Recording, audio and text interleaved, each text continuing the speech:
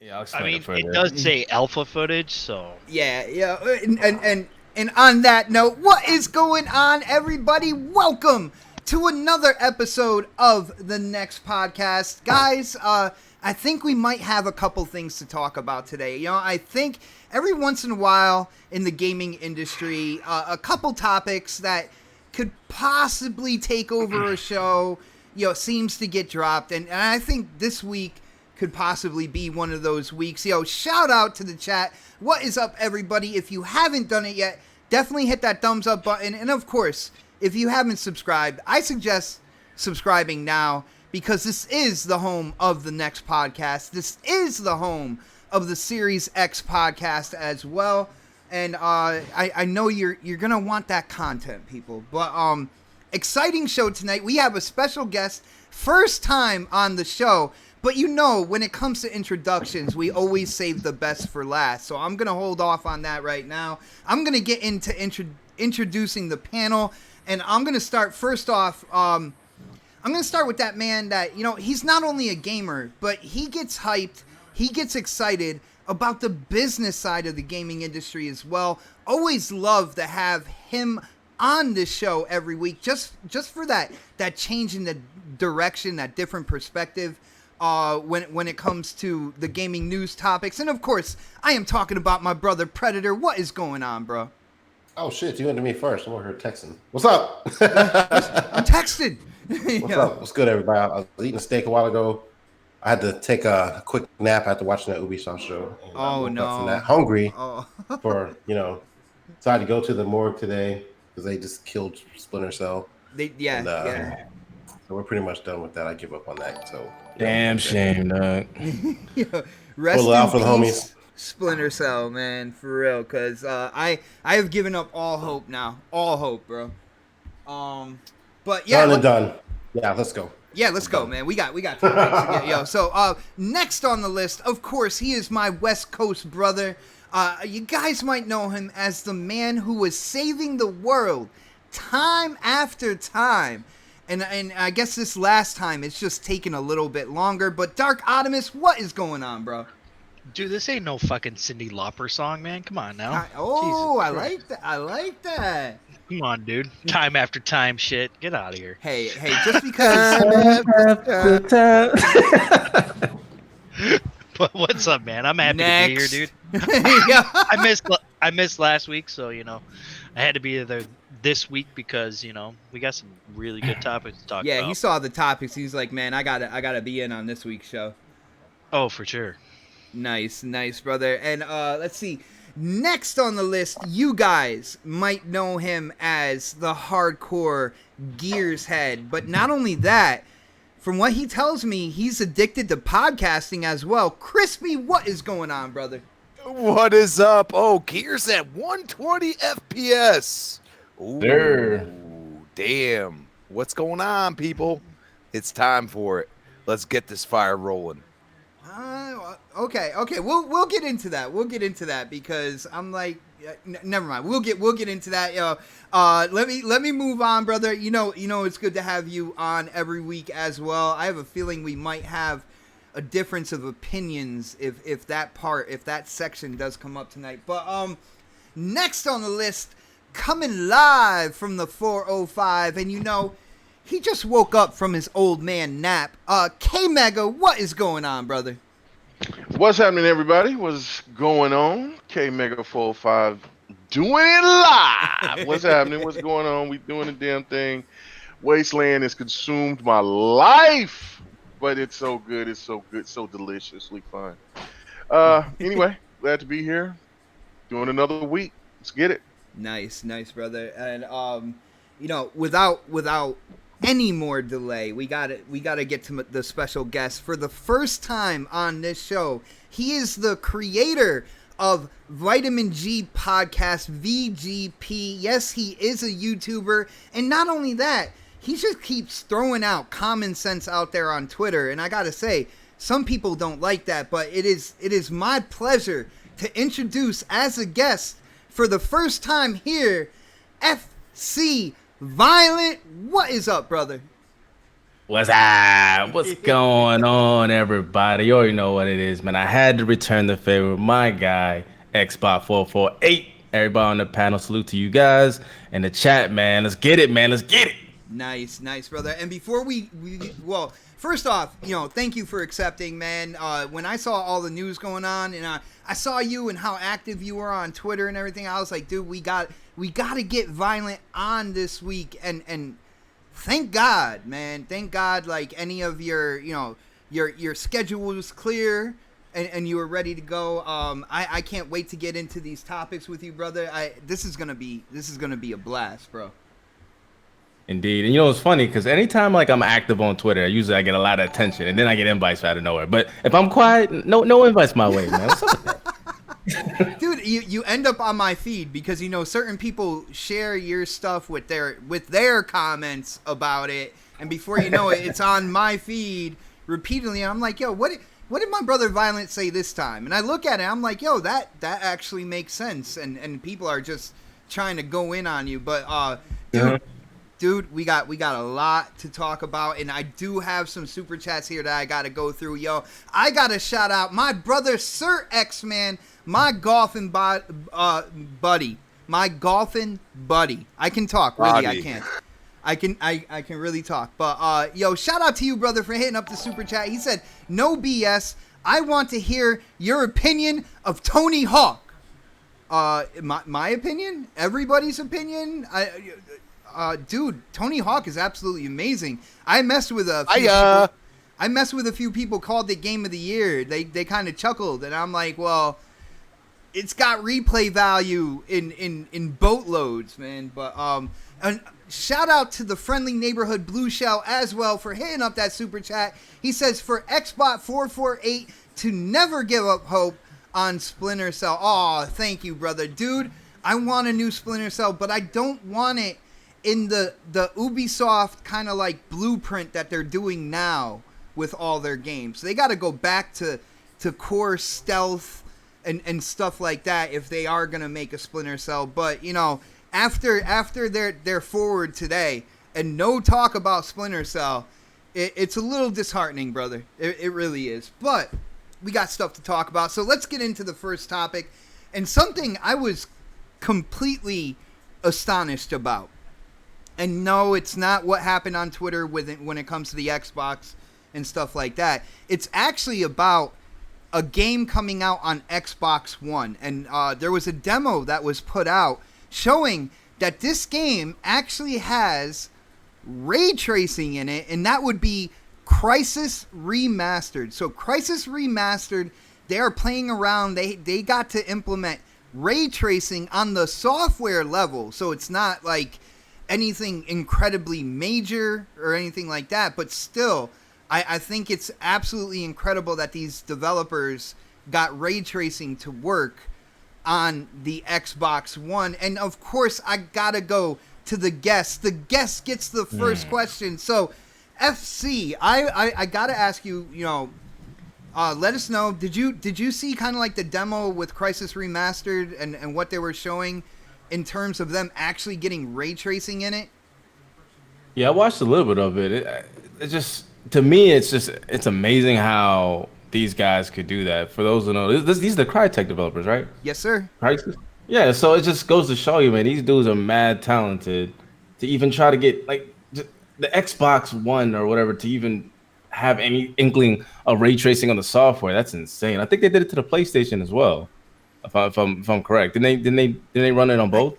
I saw the Xbox One. I didn't see it. If it's on PS4, that's even, well, yeah, that's amazing. If they can go both systems on this current gen and put something that, has been heavily marketed as next gen, even in like a minor scope, that's absolutely incredible, bro.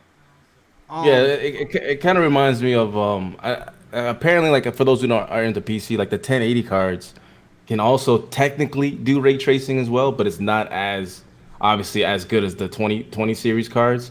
And it kind of like, that's the first thing I thought. I was like, oh, okay, so these cards are, I'm sorry, these cards, these consoles, these old consoles have somehow ray tracing capability if implemented with these like hardware wizards, which the Crytek developers are. It's, I don't know, it's crazy. I didn't even know it was even possible, because if you think about it, like when you want to look at the difference between like the Series S, and then we're gonna go into that, and like the Xbox One X, it's like, well, Series X or Series S can do ray tracing, but like I guess in the hands of like the Crytek developers, I mean, they could also add ray tracing in the Xbox One X as well. So that right there just boggles my mind. But it's gonna be interesting to see what they do with newer gen tech.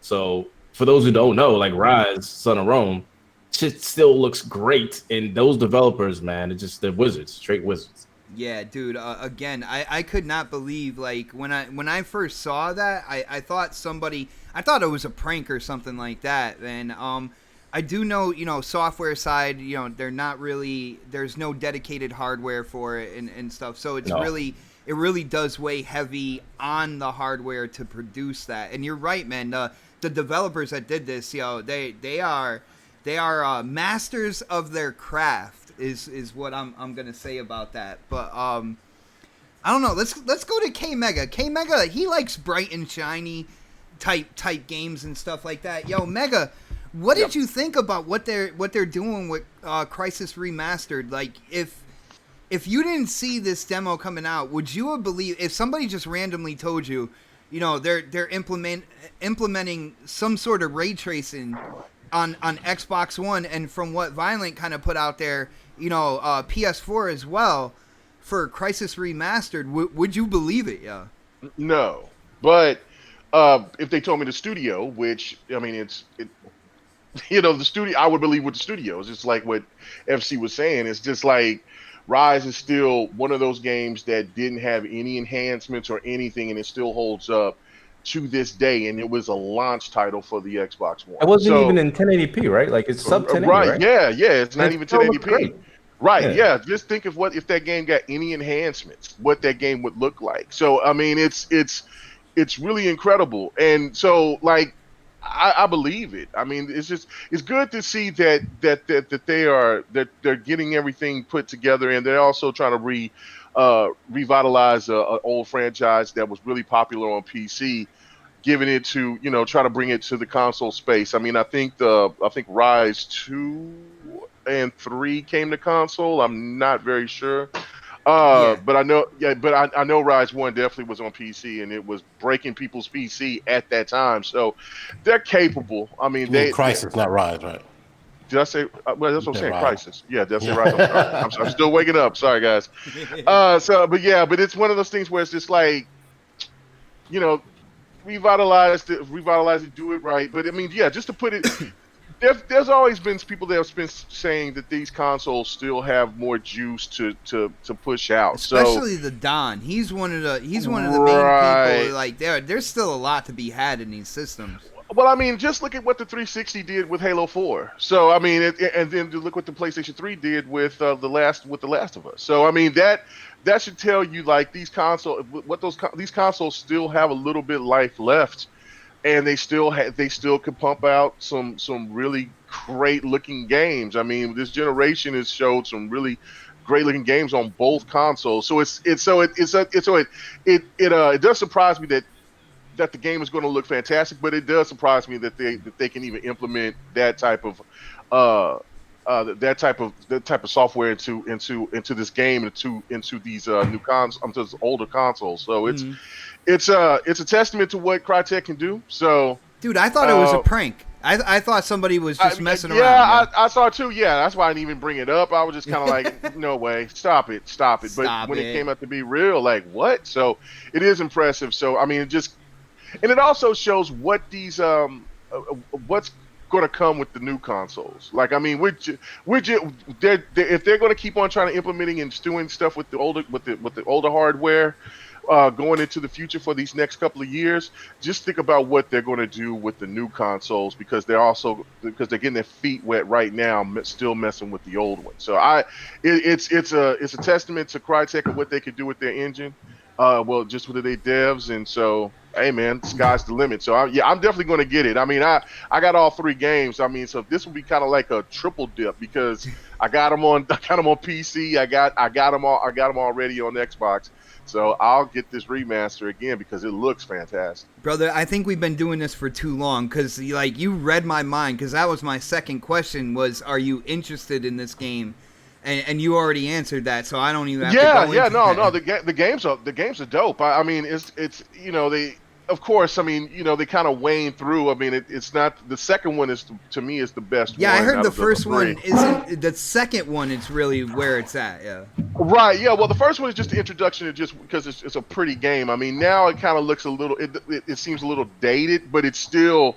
But it still looks good. But see, since now that they're really coming out and they're pushing the graphics like they are, then it's kind of, like I said, reintroducing to a new fan that hasn't really known anything about the game, so about the series. So yeah, I think it's a good look, man. It's a good look. Brother, I can't wait. Do you see that winning gameplay that's being shown right now, and all the little extra quirks and features that are going on around the side? Let me say something about that. Y'all gotta stop going for these frauds, man. Y'all stop doing that shit. Bro, let me just say this. I forgot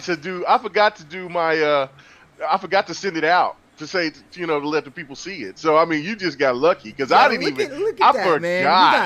All 8 of his kids. We got gold god rays going on all over the place, man. My god. Oh my god. Yeah. Maybe next time one of you guys will have this look with the winning gameplay, the name in gold on the bottom, man. It's I ain't gonna forget out, next month. I ain't gonna forget next month. Yo, shout out to Sir X-Man hitting up that super chat. He said, said it once and I'll say it again. Microsoft should have bought Crytek, and it's still a beautiful engine that competes with Unreal. Now, I will say graphically, it really does look good. I'm not sure if the CryEngine can compete with the flexibility of the Unreal Engine, man, because the Unreal, like, from what I'm hearing in terms of options, and that engine is really flexible to build the game on. And Rise, it was a launch game, and it looked absolutely outstanding, but some of the things like the repetitive enemies and stuff like that, there were things that that wasn't engine based though, having repetitive enemies. Well, I think it was repetitive for the fact that they only they had to build the game in such a way, and they really couldn't spread out on the variety of enemies that you were fighting. But at the end of the day, it's definitely a graphical showpiece, and it was a launch title. I mean, to this day, it still holds up graphically, and so graphically the engine is great. But let's let's get Dark in here, man. I'm interested to hear what Dark has to say about this. First off, is he interested in the remaster to Crisis? And then, Dark, especially, what do you think about them actually getting ray tracing in on this current gen of hardware? Did you think it was possible, bro? First off, that was winning gameplay. Yeah. What the fuck? Yeah. I know, right? Fucking garbage. You can't say anything. You don't even submit gameplay. You can't say nothing, bro. Because I don't have time to submit gameplay. So there. You don't play games. You can't say record. I play enough games, but I'm not gonna sit there and fucking record shit for you and then never win. So fuck that. He said it never win. Oh, like a true loser. Exactly. I'm gonna take the. I lose too, take the bro. crown. So, but honestly, I didn't even know anything about Crysis getting that ray tracing. I guess upgrade. It just I don't know. I didn't even hear anything about it this week. Everything else was just kind of like. It was in the next podcast DM, brother. Was it? Yeah, I'm just throwing it out. It was in there. I don't believe you. Oh, yeah. He's like, you're a liar. Like, I just pick topics out of nowhere. Like, you don't get any. I don't believe you pick topics out of your ass, dude. I'm telling you right now, you do. He's like, oh, Halo, that's a topic. Yeah, exactly. Halo is always a topic. Yo, violent. Halo is always a topic, right? That's factual. There you go. Even though he doesn't sound like that, he sounds more like somebody kicked him in the ball like 12 times. I'm getting no respect tonight, man. No respect. Oh man. Honestly, I think it's cool. I think that's an interesting thing for both PS4 and Xbox One to get that type of quality to a game that is how many years old? I think it's over 10 at least, right? So I mean that's awesome. But well, no, they're making a remaster to Crisis. No, I know. Okay, I know that. I'm trying to follow you here. I'm trying to hear. I know it's a remaster, but it's not a remake. So you're not. I don't think we're gonna see like that big of a graphic fidelity. Like some other games. I mean, I could be wrong. I think it was there running are some remasters sub out there 1080p, by the way. It was running sub 1080p. So. But I think there's a lot of there are some remasters out there that did get some pretty good upgrades to them. But I mean, I don't know. Look at that Tony Hawk, baby. Well, that's you can completely consider that a completely new game. Like that's a complete overhaul of the entire freaking game. Period. I actually agree with you. I do. But they tweaked the sort. They only tweaked the source code when it came to the gameplay, though. Yeah, but the graphically looks characters too, ridiculous, and new characters and things like that. So, because a lot of those skateboarders from that era aren't even in skateboarding anymore. And they were re-rendered as old their people age now. Yeah, old people. Oh, yeah, pretty much. So I mean, it looks like it's a cool thing. I mean, I'm not too interested in buying Crysis again. Like I have all three of them, so I'm not really interested in buying a remaster of the game. But I mean, for those who are excited for it, awesome. I just want new stuff, man. I want the new stuff. I want the new stuff. The new. The new booty. Yeah, exactly. He wants Riders Republic. I want to hear you say you want new booty. I want to hear you say you want that new booty. I want the new booty. There you go.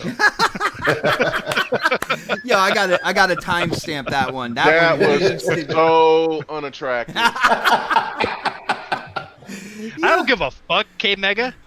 Oh my goodness. He said he wants your new booty. Wow. No. Wow. No, Yo, Crispy, I'm sorry, man. I did not know this was gonna happen before I went to you. I will say, guys, when it comes to Crispy, I am gonna talk to him a lot tonight, and I really want to get his opinion, full-fledged opinion. I want him talking. Yeah, so he misses the Chiefs game, right? Yeah. I want him wants talking to make a sure lot. I'm engaged. That's what he wants. Yo. But Crispy, what do you think about this, man? You know, Crysis Remastered, and of course, Crysis was always known as a game that kind of like, you know, pushed hardware boundaries, and now we're looking at Remastered here, actually running software-based ray tracing, definitely not hardware-based. There's nothing inside the current gen consoles, hardware-wise, that would, you know, run ray tracing, but software-based ray tracing in the Crysis Remaster for this generation's consoles. What do you think, bro? Okay, so you keep saying Xbox One, but I'm looking in the chat and I see One X and PS4 Pro. So what are we talking about? It's the One X and PS4 Pro. Okay, so who did that for you? Gears 5, bro. Oh goodness! I was like, yes. I was like, there's three answers here. There's one. It's one of three answers. It's either How do Phil you even Spencer. possibly bring Gears into that? It was either Phil Spencer, Crispy Bomb, or Spit hot Gears like 5. hot fire. Gears 5. How do you even bring Gears into that? You know how? How? Digital Foundry did the review on Gears 5, and they completely proved that there was ray trace shadows Are you in the game kidding me? on the Are One you X. kidding me? That's how much a gearhead I am, bro. What's good? So, who did that for you? He's laughing. Now, I will say this, okay? Crytek is a great developer. They go for visuals over anybody else. I call it the cry engine, and everybody else does, because you cry when you see how good it looks, and that's what I'm talking about. And Okay. you know what? Like I went into Rise, and I was like, how is this gonna play on my One X? My God, the game looks freaking good. You know what I'm saying? And they And didn't that's off enhance that. it at all either. No, they just. just it's all software based. This is where I hate people are like, oh, this is going to hold back this. Well, guess what? These old games, they look better on the One X, bro. You don't even understand. I'm playing games and I'm like, are you kidding me? This is what I played, and it still looks this good? As long as the developer put in the work to make the game scalable, I guarantee it is going to be able to do a lot of things you don't even realize. And you can go and look at Minecraft, for example, and see what they've shown it as ray tracing for that. Dude, this next generation is going to blow people's mind, even with old games, which is absolutely incredible, because some of the games that I really enjoyed, when I watched the little tidbit of black on the Series S, I was like, my God, man, that shit looks incredible right now. It looked foggy to me after I've watched it over the years. You know what I mean? Okay. And now it's like, wow, dude, like, I want to go back and play that game. Like, I think they're going to do some incredible things, at least as far as Xbox. At the end of the day, for Crytek to be able to do it on both consoles, that's pretty incredible. And that's where you just have to tip your hat and say, at the end of the day, that's what it is. Can someone tell Ubisoft to do that? Because this fucking Ubisoft horrible. Oh no. Yo, I didn't know everybody was gonna like chime in at certain points in time with a little kick right into like Ubisoft's ribs real quick. I'm watching the Ubisoft thing right now. I'm not The seeing Prince of Persia, why. nope. Wow. I'm not happy with that. Oh my goodness! I don't know, man. I don't know. This Republic Riders look dope as hell. Yo, that's a fully next gen title right there as well. No, that was Looks the one fire. game I was like, yeah, I'll play that. Massive Was that- multiplayer online. Was that first game? Was that Gods and Monsters? But they changed the name for They it. changed Yeah, the name, yeah. Okay, because I was like, what is up with them in their freaking ancient Greece, dude? I'm like, geez, man, do we really need that many games with They're ancient? dry Greece? humping ancient Greece right now. Like, they really are. Man. Like, They really are right riding through that the wave, man. jeans, man. Right through the jeans. Like a dog on a pillow, baby. Let's go. Oh, geez. Yo, shout out to Italian Clowns, man. Shout out to you for hitting up the super chat. But I can't believe you're gonna make me say this, and I know Pred was probably waiting for this, man. He says, he said, "Hi, this is Xbot. I want you to vote for Pred. His gameplay can save 2020. How'd I do, Pred? Was that good? Was that I don't know. Horrible. No, it sounded awfully white when you said that. yeah. Honestly, I can't save 2020, Hi guys, so maybe this is Pred Xbox448, and I just want to say you should vote for Pred. Like, you guys vote for Pred. Hell no, you can't. Hell, you got that orange haze going on your side of the country. Yeah, so Yo, Violent, my apologies. Yo, we did our voting for our gameplay last week. So now, whoever won the voting, they get their gameplay shown every show up until the next month when we do the voting again. So I gotta gloat a little bit. You know what I'm saying, bro? I see, man. I see. But golf, my dude. Oh, dude, don't knock the golf. Pred, let them know. Don't knock the golf. No, I'm not talking about playing, but you guys, like watching golf and then watching it on the stream, it serves the same purpose. Brother, I got a hole-in-one in this gameplay as well. So, like, bro, I'm just saying. let me tell you, FC, he wouldn't have won if I went ahead and I just reposted it and said, hey, vote for K Mega. I don't even have to do that. He couldn't get my gameplay to work right last week. So Honestly, sabotage. So that's what we doing, Xbox. We sabotaging? Yo, I'm just shaking my head no right now. I'm looking at the screen. Because hey, all you had to do was listen to last week's show. That's all that they were complaining about. Oh well, CK Mega, he gonna just send it out, and they gonna sit there and say. And I just forgot about it because I was just gonna let it. He was sleeping. I was over here playing Wasteland Guys, 3. all I did was apologize to my guest, to our guest, and now all of a sudden we got this whole conversation. We can't share him. The guest is clowning your gameplay. So I'm just saying, bro. I didn't know whether to be quiet in that segment or give golf claps or what. Yo, man. golf claps all day. Yeah. And you know what? You can make fun of my golf gameplay when you get as many championships that I have gotten already in the career in PGA Tour, man. So. It's funny because you say that and you probably played it on easy, didn't you? No, I don't play it on Crap Gamer. Oh man. Yo, but so he said Xbox on the 18th hole. About to take a birdie. But you gotta whisper when you talk. He's about to about 40 feet. About 40 feet. Right uphill. He's gonna have to strike this ball awfully hard. And he used the mulligan. Oh. Just a bit off that line. Can we just move on? Yo, shout out to Dragon. Hold on, shout out to Dragonheart Yobi hitting up that super chat. He said, "Protect K Mega and FC Violent at all costs." I guess Thanks, Joby. That's the war cry to the chat. So, okay, but see, they agree with me. That's what it is. No disrespect, Xbox. Come on, bro. But Yobi, like K Mega comes at me as well, man. I can't. I'm not just gonna sit there. I'm not gonna do that. But I've been quiet, but you're the one coming. We're supposed to be doing the show. You're gloating about your gameplay. I know, man. I was like, man. We haven't even got to the meat of the show, and you're gloating about your guys. Do you want to talk about the Series X? I didn't even get a chance to talk about the topic. Yeah, we already did. We already talked about that. I didn't. Okay. Oh yeah, no, you didn't. All right, my bad. Disrespectful. Yo, that's Damn. it was. I blame Italian clowns for that, for making me say that super chat real quick. So that's why. But all right, no, Pred, definitely let me know. Let me know what you think about ray tracing in Crysis Remastered for this gen's consoles, man. Awesome.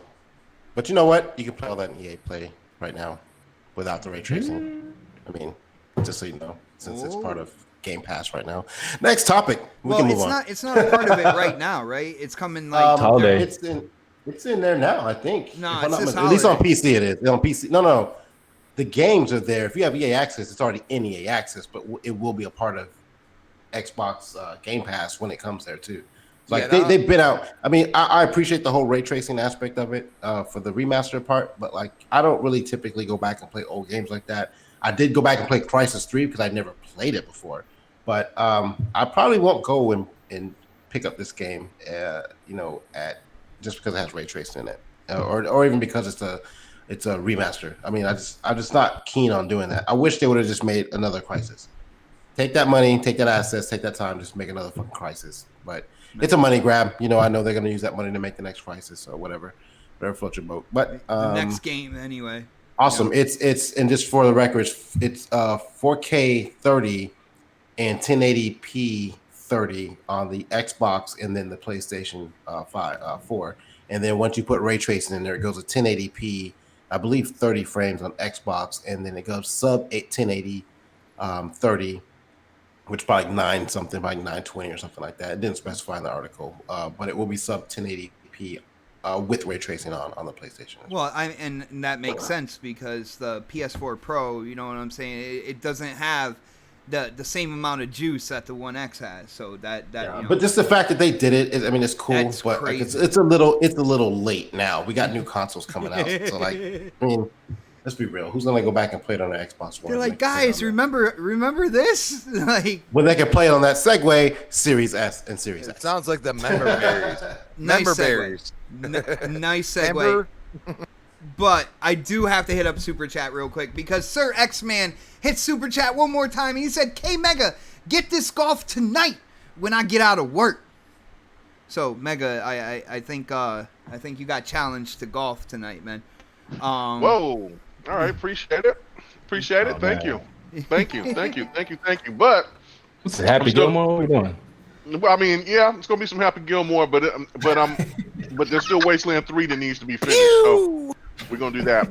Oh, all right, and shout out to Yobi clarifying his situation with another super chat. He said the last super chat ain't got nothing to do with the show. People come for both my guys' necks on Twitter.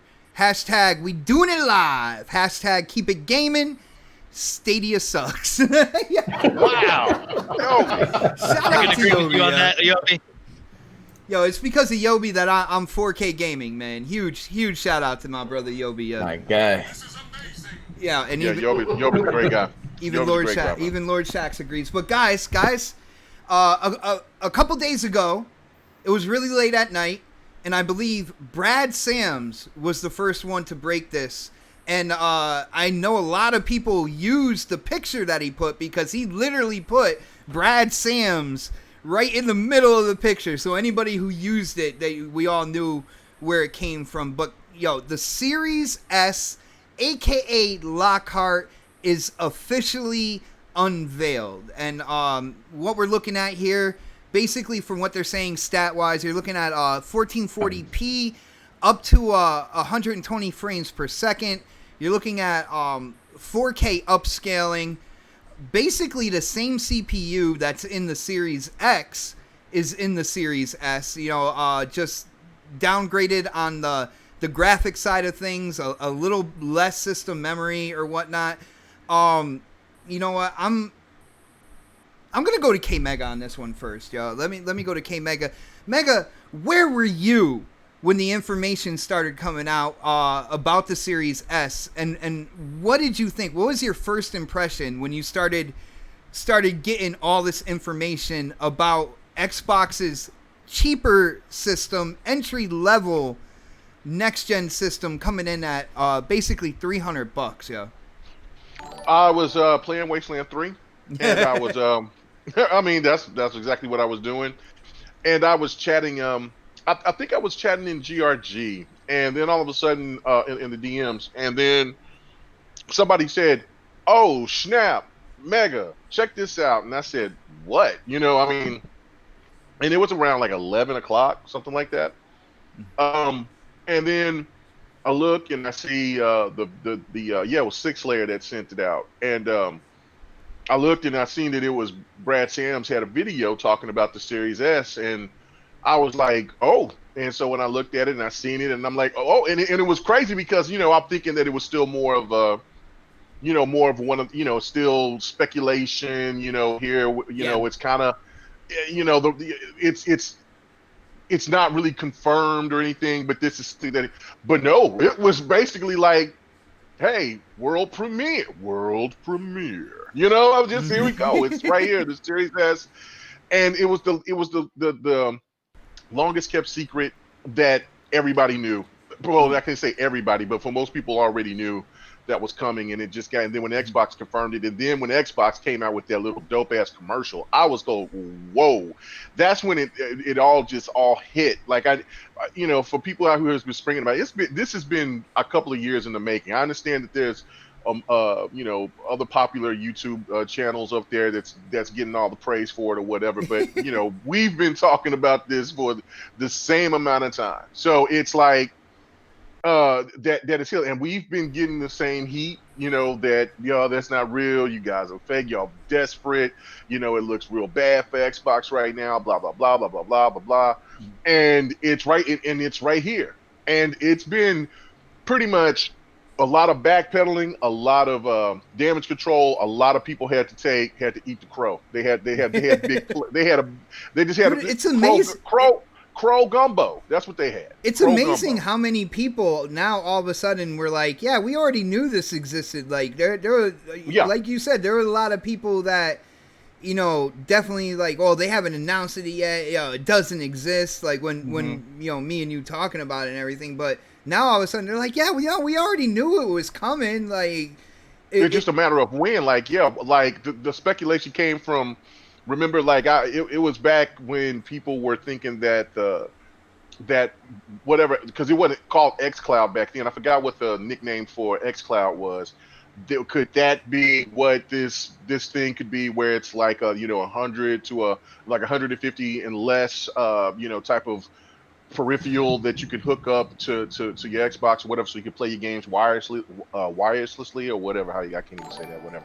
But they so basically, it was that. Then it turned into, well, that they're going to have another SKU.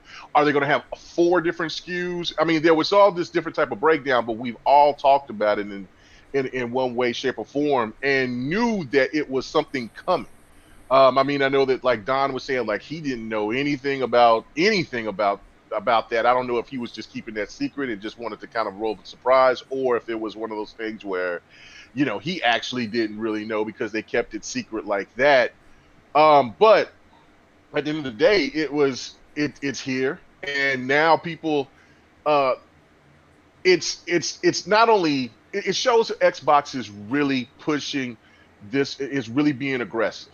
And that's one thing that I was saying that I've said in podcasts and my videos, whatever, is just saying, look, Xbox, we'll see if Xbox is going to be competitive, or are they just want to go in and they want to try to get the money. Because if they're going to have something that's anywhere comparable of what the X can do, so what they can play all these games, and from the rumors of Halo and all these other games going to be playing on the same console with the Series X, and it just didn't seem like it was feasible or whatever. Now we see that it is, and now we're seeing that this little thing is a powerhouse, and it looks like it's it's so small. It looks like you could take it with you. It's really compact. It's a testament to what Xbox is doing with their aggression, and it's put Sony in another serious situation to where they are silent again. It goes right back to the VGAs, man. It started thin, and then it's gone through. Sony's had their moment of shining, and then now Xbox has just came back again and just hit them in the mouth. And Sony doesn't have anything really to say at this point, which is shocking. But in reality, it's just that Xbox is showing that they're here to win it. So, and I think that Xbox fans should be really, really happy about that. Yeah, and they came out with all the information on the 25th anniversary of PlayStation 1. I loved it. Releasing in North America, which like people thought that PlayStation was going to say something on that day, and they didn't say anything. Now, when it comes to the Series S, K-Mega, what do you think about the look? I know there's been a lot of memes out there, but there's been a lot of memes for every single console or dev kit that has been shown when it comes to the next generation. So what do you think? You already said that you were surprised on how small it was. What do you think about like the overall aesthetic, the look of the box? I mean, it looks okay. I mean, it's not. Again, I'm not caring about what the console actually looks like. To me, it's more about how it performs. Because I'm looking at my television, I'm not really caring about. I'm not looking at the console and say, "Oh my God, you're so beautiful." You know what? This is why I bought you. That's not me. So it's people can have it to want to look like a little accessory. That's fine. That's cute. But for me, it's just about what the console can do. And so, I mean, it's people say it looks like a little speaker. It does, but I don't know. I'm more fascinated by the size of it because I mean, it's for that to have the power that it has. Dude, that thing is small, yo. It's very, very, very small. It's about the size of a Switch, except it's just a little bit thicker. So that's really impressive. But other than that, no, it's no big deal. I'm more worried about, and I'm the same way with the PlayStation. I was saying that the thing was not very attractive, but regardless, I'm not really caring at the end of the day with the PlayStation 5 and how that looks. Because it's about the performance. It's about what I'm looking at on my television. That's more important than what it looks like outside. So, all right, it's going to be I'm impressed. I'm impressed with what Microsoft is doing right now. They're very aggressive, and that's really telling coming into this next gen. Nice, and I will come back to you about the Series S. I'm gonna get kind of like general thoughts real quick going down the panel, and then I have a question on top of that. When it comes down to it. So let me go to our special guest, Violent. Basically same thing I asked K Mega. Where were you, when this information started coming out, and what did you think when you started seeing, the pictures, the videos? YouTubers, they didn't sleep at all that night. Like, there were YouTubers were making videos up until the sun rising about this thing. What were like your first thoughts when it came to the Series S, man? Well, my ass was asleep. So, I saw it the next morning. Exactly. I saw it all. I woke up. So I work from home right now. So I started working and had my Twitter up.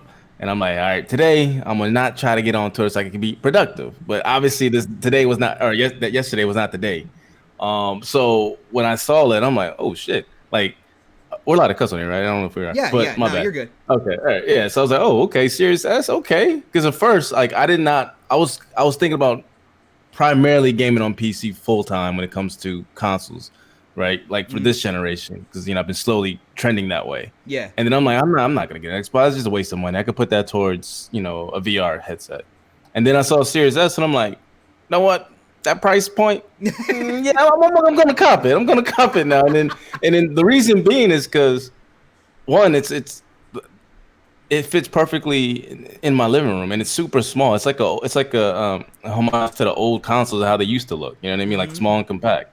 Back then they used to say it's a toy because it kind of looked like one, right? And the fact that this little box, which is about as big as the whole the Switch when you put it in the dock mode, it's about the same width. You know what I mean? Like that's how small it is. The fact that you could play that game or play the box and it run like 140p with the targeting at 120 frames, 60 to 120 frames. That's insane, man. That's for a PC guy. That is what you at least strive for. The 1440p is the target resolution, and then getting the 60 to 120 frames. That's mustard. And it's funny because like I know we'll go a little bit more in depth on this, but like I've seen other PC guys around me were like, you know what? I think I'm gonna cop it too. And I'm like, yo, I'm not the only one, so it's crazy. But I know we're getting a little bit more in depth in that. But this first thoughts of it, I'm like, I was gonna get it, and now I am. So there you go. So Xbox and Microsoft doing something right. All right, and I got to ask you again because the memes have gone crazy. They had the McDonald's teller meme. They had the boombox meme and stuff like that. What do you think about the aesthetics? Now, Violent, I will let you know. I think that the gray on the top, that black circle, I think that's there to easily tell the difference between the 1S and the Series S in the store. But what do you think about how it looks, man? So some people online were like, why can't they just make it all white and stuff like that? And I was like, you know what? It being black, it pops out more to me. And for some reason, how sometimes like interesting looking designs, your eyes tend to concentrate on that more. Mm-hmm. And the fact that it's so like it's bold, even though it's small but bold, like it works for me, man. I don't know why people don't like it. I like it. It looks nice. It's small. It has that big ass black, speakers. Like I'm looking at you at all times. I am here. You know what I mean? Like that to me is cool. And for me, I don't have no issues with it. I think it looks. I think it looks better than the Series X to me personally. Oh, nice. That is a true opinion right there. I like that. I like what you said about like how it kind of like draws your eye. I can definitely see that, man. You have that sitting next to your TV or something like that. You be, in your mind subconsciously be like, oh man, I'm gonna play a game right now. Like it just stays there, and it gets you to kind of look in that direction and be like, oh man, I'm gonna go play a game right now. I could definitely see that. You know, shout out to the design team because I think they did that on purpose, and it can definitely, you know, it's an easy difference between the 1S and the Series S. So nice, and I will be getting back to you. Let's go to Crispy, my brother Crispy. Where were you, and what were your first thoughts when they started coming out with all the Series S information? I was home and I was awake because ain't no sleep for the wicked, bro. Oh wow! But at the end of the day, dude, I was like, oh shit, here we go. And you know, shout out to Brad Sams. I mean, for having that first. I don't know if it was controlled. Dude, did you see how happy he was in his video? He was like, that was the most confident I saw Brad Sams, man. I think it was controlled because usually he would be like, this is a rumor or speculation. But, you know, I do believe that he got it first because at the end of the day, Xbox is, at least with Phil at the helm, is trying to be out the gamers. And you know Brad Sams is a gamer. And when I saw that and I saw his full breakdown and everything, I was like, well, wait, I haven't seen anything about this until you had it. You know what I'm saying? And it just felt very controlled. Actually, the PS, 25th anniversary, Xbox might have been trying to be respectful, just trying to be shady about it, which, hey, PlayStation's done it before, so why not do it to them?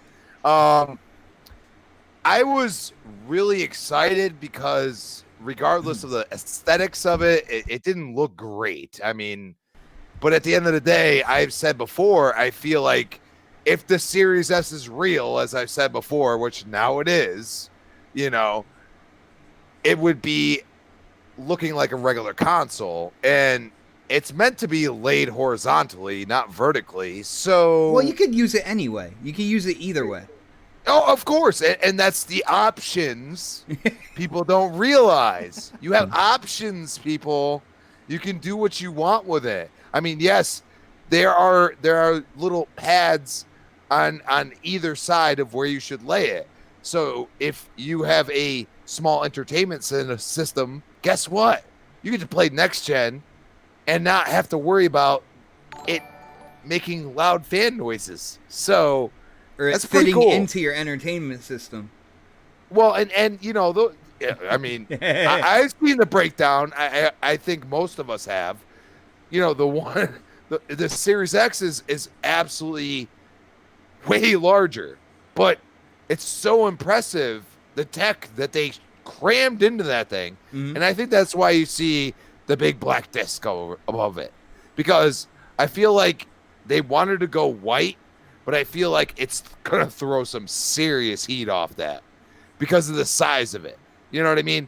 It literally the footprint of this compared to the PS4 Pro or even the PS4 Slim is far smaller. Oh, yeah. You know what I'm saying? Oh, yeah. So if you got to look at the mock-ups. They're not actually consoles, but the mock-ups that were sent from Xbox. Look at, you know, what people are showing. Yeah, they're stacking those things on everything, to show kind of like the size relatively. Yeah, and it's tiny, and $299 as a price point, nuts, incredible. Man. And I actually said this, and I know I Here was we go, one of the Dark. first. Here we go, Dark. I said the One X selling at $299 was an experiment. And what happened? They discode the One X, and all of a sudden the Series S is $299. No, and that was off of my own. I remember saying in the podcast, I said it, and everybody was just like, "What?" I don't think so. I don't think so. I don't think so. I don't think it's gonna be $200 less than the Series X. I don't think so. Nope. And I was just like, I guarantee you almost to the T that it's gonna be $200. And you know what I said? Came out at $200 less. And you know what? You went first, and what did I say? Do you remember? I said you stole my freaking. So you want to bring that in, by all means do. But at the end of the day, this is an incredible thing for gamers in general. I mean, we have to really think about the gamer. If PS5 all of a sudden had an iteration where it was $300, I'm buying that shit. I'm sorry. You know what I mean?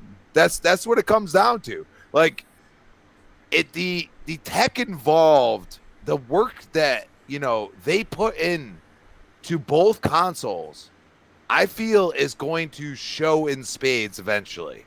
And we're in kind of crazy times, but if you look at inside the Xbox Series S, if you look at that on YouTube, you're going to see what should have been a while ago, because at the end of the day, it's very hard to compress everything and to make it look good, but they really showed that. If you look at that, and they should have touted that to begin with.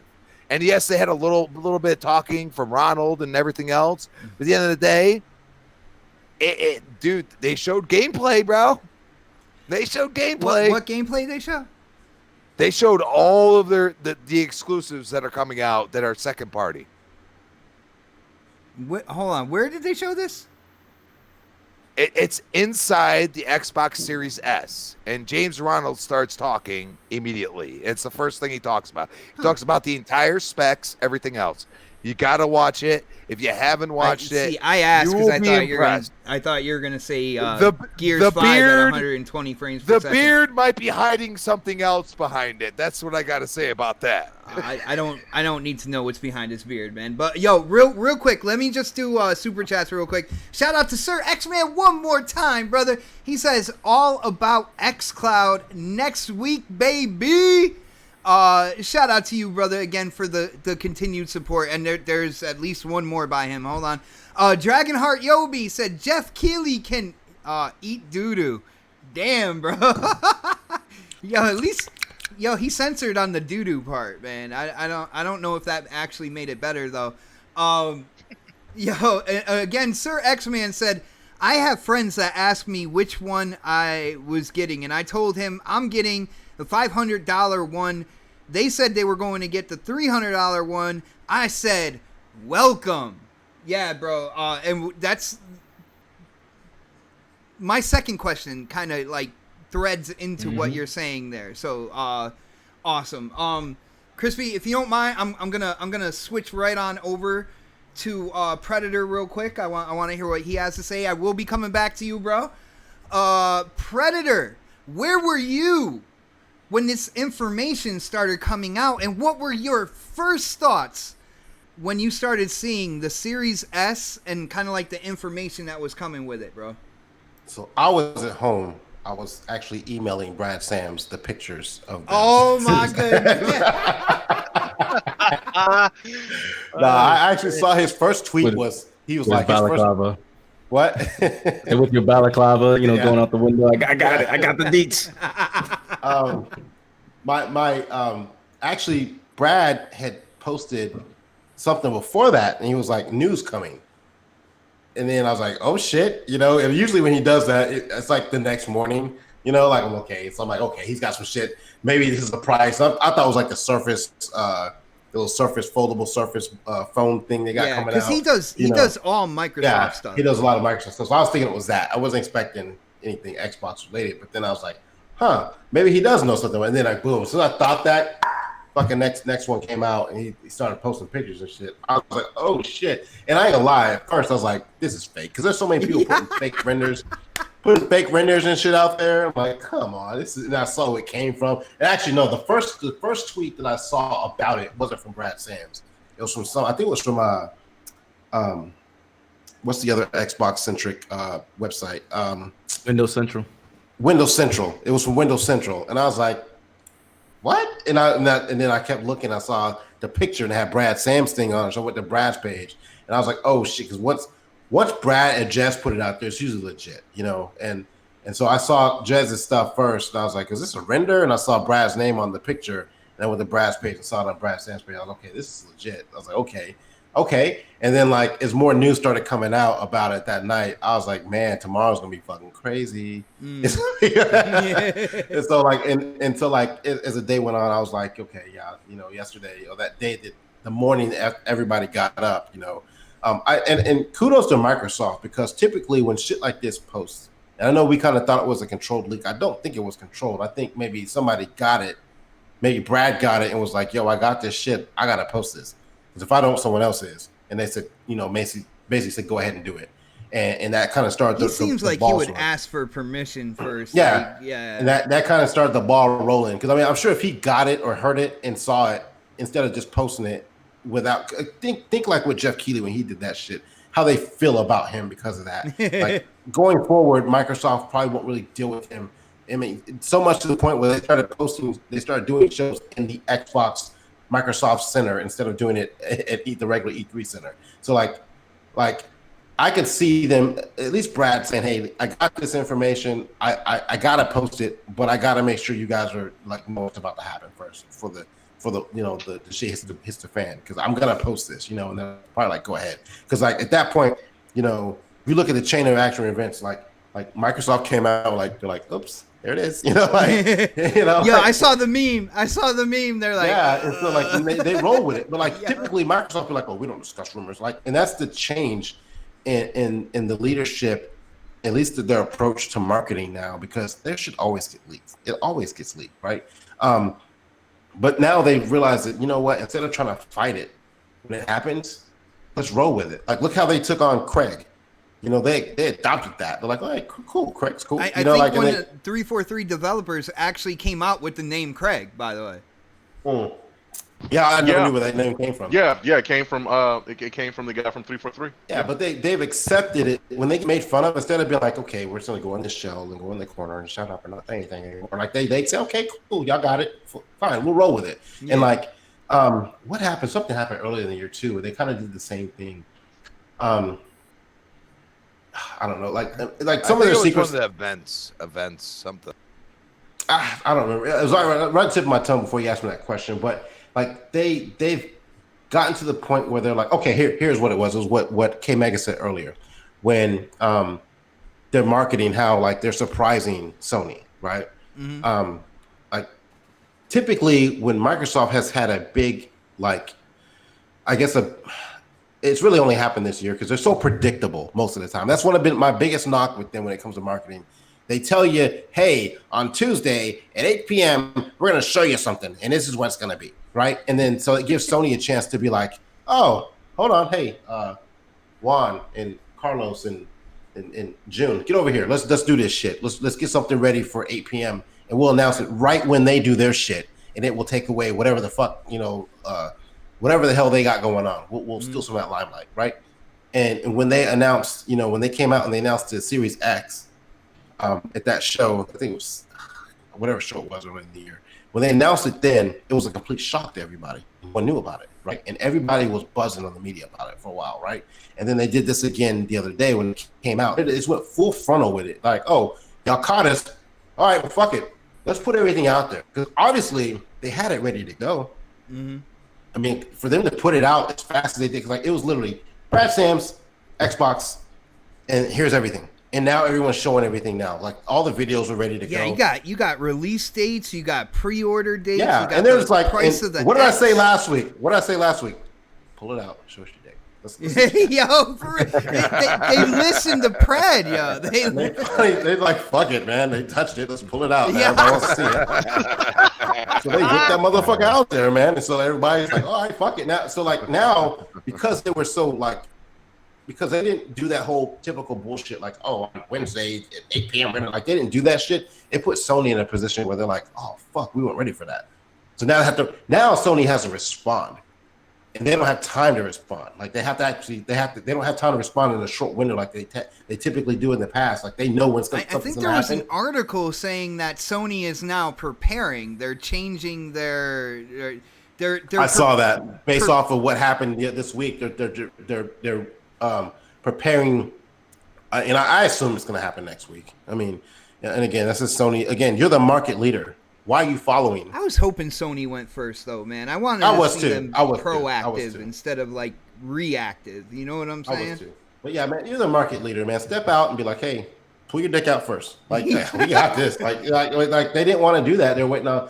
It's almost like part of it to me is like Sony is afraid to show their price because they know it's higher, and they know it's not competitive price wise with what Microsoft is doing. But the other part of it is, I think maybe Microsoft knows what Sony's price is too, and they're like, we're not even afraid of that anymore. Because like Phil said that, like when PlayStation finally revealed their console, and people made fun of him when he said this, but he said, I'm not concerned.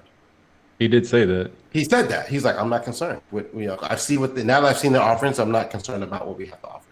And mind you, they probably thought Halo was going to be out too, and that this would have made this launch even better. Yo, can you imagine if Halo Infinite was coming out as well? Oh yeah, $299 Destruction. With Halo, and then the EA Play stuff coming too.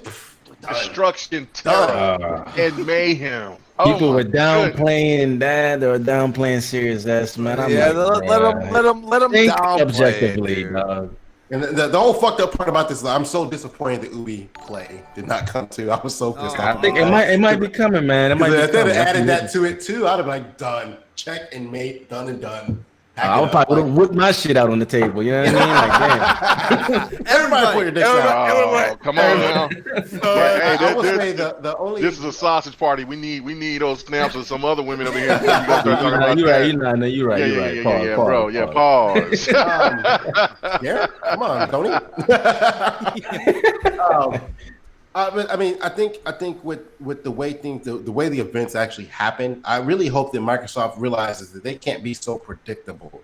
Being unpredictable is really a better marketing strategy. Anytime they went the unpredictable route, like in the meeting where one person stood up and said, "Hey, how about showing the Series X at the video game awards?" and this supposed leak, and that the people who decided, hey, let's just roll with this and get it out there or whatnot. Every time that they show themselves as unpredictable, it's a success. Yeah, and they need to do that more often. They really need to do that more often. And I know you kind of asked about the aesthetics too. I didn't particularly like the look of it in the beginning, but it grows on you, yeah. Yeah, and I'm with FC. I was in the beginning. I got this God PC over here. I'm like, I ain't fucking with an Xbox right now. Y'all know my stance on it. I was like, I got this PC for a fucking reason. I'm gonna play games on it. So I don't need a console right now because I can play all those games on my X, right? And I also said that I want to wait until they come out with a custom console before I pick up my X. That's just me. I'd rather have something that's custom made, like maybe fucking a Halo one or a Cyberpunk one again. If they do another one of those, like I'd rather have that than have the traditional one. Or maybe if they do a like the Project Scorpio one, maybe I might go that route. But you can still pick those up in places, So like it's really not custom if you can get it still. But if they do that, I'll go that route. But now seeing this at $299, I'm like, well, fuck, maybe I'll pick this motherfucker up. And then they have the Xbox, what is it, where you can buy it and play and pay like $25 a month for it. The all access thing. And like to me, and I know I'm kind of jumping around a little bit, but to me, having that available, right? If you're one of those people who wants both consoles, you can buy one up front and then you can still get the other one for like $25 per month. Yes, you can get both now. Yo, Pred, I saw so many people on Twitter, of course, not the extremists, but they were PlayStation guys. When the price came out, they were like, you know what? I could get the PS5 and the Series S and get the best of both worlds. There was a lot of people out there on Twitter like that, and that's straight from the price point itself, man. Yeah. And the thing is, they weren't even talking about games. They weren't talking about what games are coming out. That came kind of later. That came like today. It's the tweet I put out. But like that talk. Because that why? Talk, because why? because of the tweet. I did that. I did that. But that came later. At the time, people were like, "Holy shit! I can get 120 frames per second, RDNA 2, at $299. Like that's crazy. Like I might have to pick this shit up." And like they weren't even talking about what games are going to be on the system. The fact that they could have gotten it for that price and still got to play Gears. They can play, all the stuff that's come out this year. They can play all their multi-plats on that at up-res. No, you don't have to pay for anything to make it look better. It's coming directly with the like people are like, "Oh shit, I might have to pick this motherfucker up now." And it made you think now. Like some people who are on the fence, that $299 price point kind of swayed some of those people over. Dude, I like where you're going, and that's actually a part of my second question. So I'm gonna go to Dark, and I want to hear his initial thoughts on here, and I'll get back to you, Pred. So, Dark, man, where were you, and what did you think when the Series S information came out, bro? Honestly, I didn't see it until the next day. Oh, just like Violent, you guys were sleeping. Yeah, I was, dude. I mean, Well, Dark was busy brushing his some of mullet. You other motherfuckers, he was brushing that mullet out. Me man. and FC work, the rest of you guys don't do jack shit. So but when I saw it, I was all like, he tried to start an argument there. Nobody took that bait. I didn't try to start an argument. I wasn't trying to start nothing, dude. What are you talking about, man? What are you trying to throw me under the bus for, dude? What the fuck, man? Every day. Go ahead. When I saw it, I was just like, oh, okay, cool. I still want to see this Series X though. Like I was like, oh yeah, that's cool. Because you guys know I'm not a PC guy. I'll never go towards PC. It's just not my thing. Like I don't like to even think about PC when I play video games. Like that's just not in my wheelhouse. Yo, FC and Pred are gonna Twitter bomb you later. Just I mean, those guys. I mean, they love that stuff. They love building their PC and stuff like that. That's fine. You guys can. Let me stop you right there. Do that, I do not love building my PC. Just for the record. Pain in the ass. All right. Anybody that loves building a PC, that's on a different level of strange. Yeah. You know what I'm saying? If you're doing it for free and not getting any money, then it's on another level of strange. Yeah, that's why I'm on a Chromebook. Well, that's the thing for me. Like, I'm not into that. I'm not into like doing that whole PC thing. I get that it has better graphics. I get the whole, that it's gonna have better frame rates and things like that. It's just not something I want to invest my money in. And some people, they like doing that, and that's fine. Let them do it. But for me, it's always been about the consoles. It'll always be about the consoles, because I can just go to the store, pick it up, plug it in, play something. I just like the convenience and the easiness of doing that. I think when I saw the Series S, I was like, oh, okay, that's cool. $299. I was just like, that sounds about right. That sounds about what I was thinking it was probably going to be like. And then they came out with the Series X, and I was just like, all right. I was like, okay, all right. And then now that we don't hear anything from PlayStation, it gets me a little concerned, because it's like, if they haven't announced it, or if they don't announce it by next week, which I'm pretty sure they will, but if they don't announce it next week, that's very concerning to me, because it's like, that just means they had to go back to the drawing board and be like, we can't sell this console for this much. We have to sell it for this much. So we're going to have to take stuff out of it. Well, Dark, have you heard anything? That's a problem. I haven't heard anything. No, I have not heard anything. But I mean, if they don't announce something next week, that might be an indication that they might have to take some stuff out of the console in order to make it at the price range that the Xbox Series X and Series S are at. But I still don't think, even with the PlayStation 5s being what they are, that if they do come out and it is $499 for the disc version of PS5, the discless version will be the $399. Yeah, I could not see them going $200 less. Like I could see Xbox doing that just because Xbox just they have the money to do that. They can. Well, just no, do they that. already They thought can take a about it when loss it came on down things. to the hardware and what they were putting into the hardware. They Yeah. already knew they were going this route. That the entry level was going to be super cheap. I guarantee almost as soon as they were starting to build it, they were like, "Yep, this is going to be $299." You know, like Xbox just knows. Like that's the thing with Microsoft. They've always been kind of good with, you know, in terms of like, they just know what their price points are going to be on a lot of their stuff, like a lot of their software and things like that. So it's always kind of a thing that they've been really good at.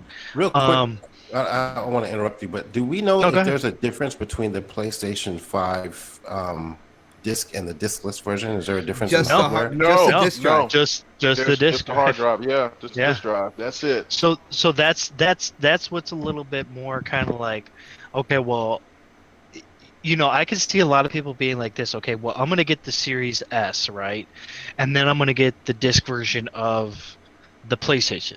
I can see a lot of people going that route. For me, I'm going with the Series X, you know, and I'm going with the discless version of the PS5. Simply just because, like, with PlayStation, most of the time, I usually go back to play their exclusives anyways, you know, later on down the road. So I guarantee almost that I'll probably play those games several times throughout its generation. I just, you know, I think what Microsoft really did with this announcement was just like you know, honestly, I don't know if they were really ready to do it, but I think they did it because they were like, we need to give people something because there's rumors being thrown out there and things are getting thrown out there, and they're like, you know, let's just fuck it, let's just throw it out there, let's just give people what they want. Pull it out, show it. And that's what they did. That's exactly what they did, and I think there was a smart move. I think it was the best move for them. I think that, you know, now that I know how much the console is going to be, and I know when I can pre-order it, I'm pre-ordering my Series X day one. No matter what happens with Sony, I'm still going to pre-order my Series X with day one because I don't know if I'm going to be able to get a PlayStation 5. That's the thing. Like, you don't know if you're going to be able to get a PlayStation 5 out the gate because of the fact that, from what I've been hearing and what I've heard in the past, right? Yeah, they're doing some bullshit, but they're also doing some like where craftiness. Some craftiness where they're like, you know, like you they're can't like doing a raffle. you can't buy more than one console. Like, you can't buy more than one PS5. Like, it's not gonna happen. You're not gonna be able to do it. Like, maybe at like on Amazon or something like that you might, but I don't know, you know. And that's the thing. Like, it's gonna be hard to find a PS5. I just had a crazy jab at you thought. I just did. Would you buy the PS5 with the disc drive involved if you could play your old games? No, honestly, just because I have all my games that are on PlayStation are digital. So dude, I went digital pretty much, like, not all of this generation, but probably around 2017 I started going digital more and more. He didn't use his debit card. He got a lot of prepaids to get those games. But think about this for a second. Just for a second. Okay. PlayStation has killed it compared to Xbox on physical sales. Yeah. So those people that have the Ghost of Tsushima, they have... It's going to be playable on PS5. Yeah, but what games are going to be played immediately on PlayStation 5? We don't know.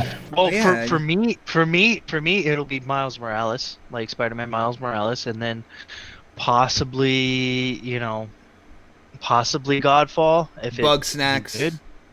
I mean, if anything, if I he didn't say no. The way I look at it, You The way didn't I say look no. at it, I mean, I'm not gonna play Bug. You already know I'm not gonna play fucking. You're gonna play Bug Bugs. Snacks You're gonna Reloaded. play. Oh, you I thought you already pre-ordered know. that shit. I hate that fucking shit. Anyways, My great, guys so- got me on the couch blowing on the shits and everything. Anyways, I am never gonna blow on a fucking controller, even if the game tells me to. stuck on I'm it? never fucking doing that. I am not fucking doing that. They better put a fucking switch in Yeah, there. I'm where you gonna can stand just up for turn that Dark. shit I'm off. gonna stand up for Dark. He's not gonna blow on the controller. Anytime he blows on anything, he gets flashbacks of how he paid for college. So you like, I get flashbacks, you know. Vietnam flashbacks. Damn, bro. That was dirty. Yeah, said PlayStation 5 secured. yeah. If it, You want If I to can blow on secure- your controller? But here's the thing: if I Go can ahead, Dark. secure getting a Xbox Series X, I'm already set for next generation, right? But if I can't secure a PS5, then I can wait until next year or the following year or whatever to get the PS5. I'm just looking to just get one of the consoles day one because I've never done that. I've never have gotten a console day one. He's like, I'm gonna at be there launch. with one of these things, man. I wanna do that. I've never done it. I've never ever in my entire life ever done that. So I want to do it this time. Like this time, I Dude. want to try that.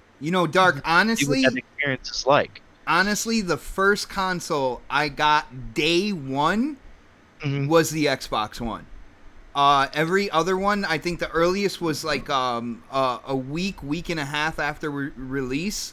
I never got one day one until the Xbox One, and that's when I was working at GameStop. Honestly, I was working that night, and I got to take it home that night. You know what I'm saying? honestly though, with that, like I don't think that's gonna be able to happen this generation with the way that the volume of consoles is gonna be. Maybe with Xbox, because Xbox, let's face it, it's really not the fan favorite with a lot of people. Especially What are you talking stupid about? people in the What- fucking. I'm gonna tell you now, both of them are gonna sell out. I'm gonna tell you now from the jump. All Here's of what them you are gonna sell out. here's what you're gonna have a problem getting. You're gonna have a problem getting the SSD for the Xbox. Yeah.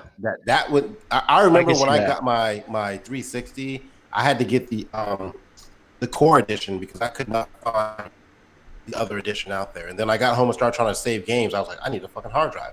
I go out to get a hard drive, they're gone. They're You couldn't find one, out. Yeah, you couldn't find one for almost 3 months, man.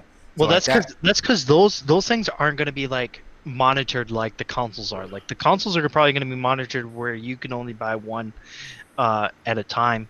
Like that's it. That's all you can buy. It's just one at a time. But those types of things are probably going to be like, oh, you can buy as many as you want. Kind of. and then they're gonna sell them on eBay for like $5,000. Right.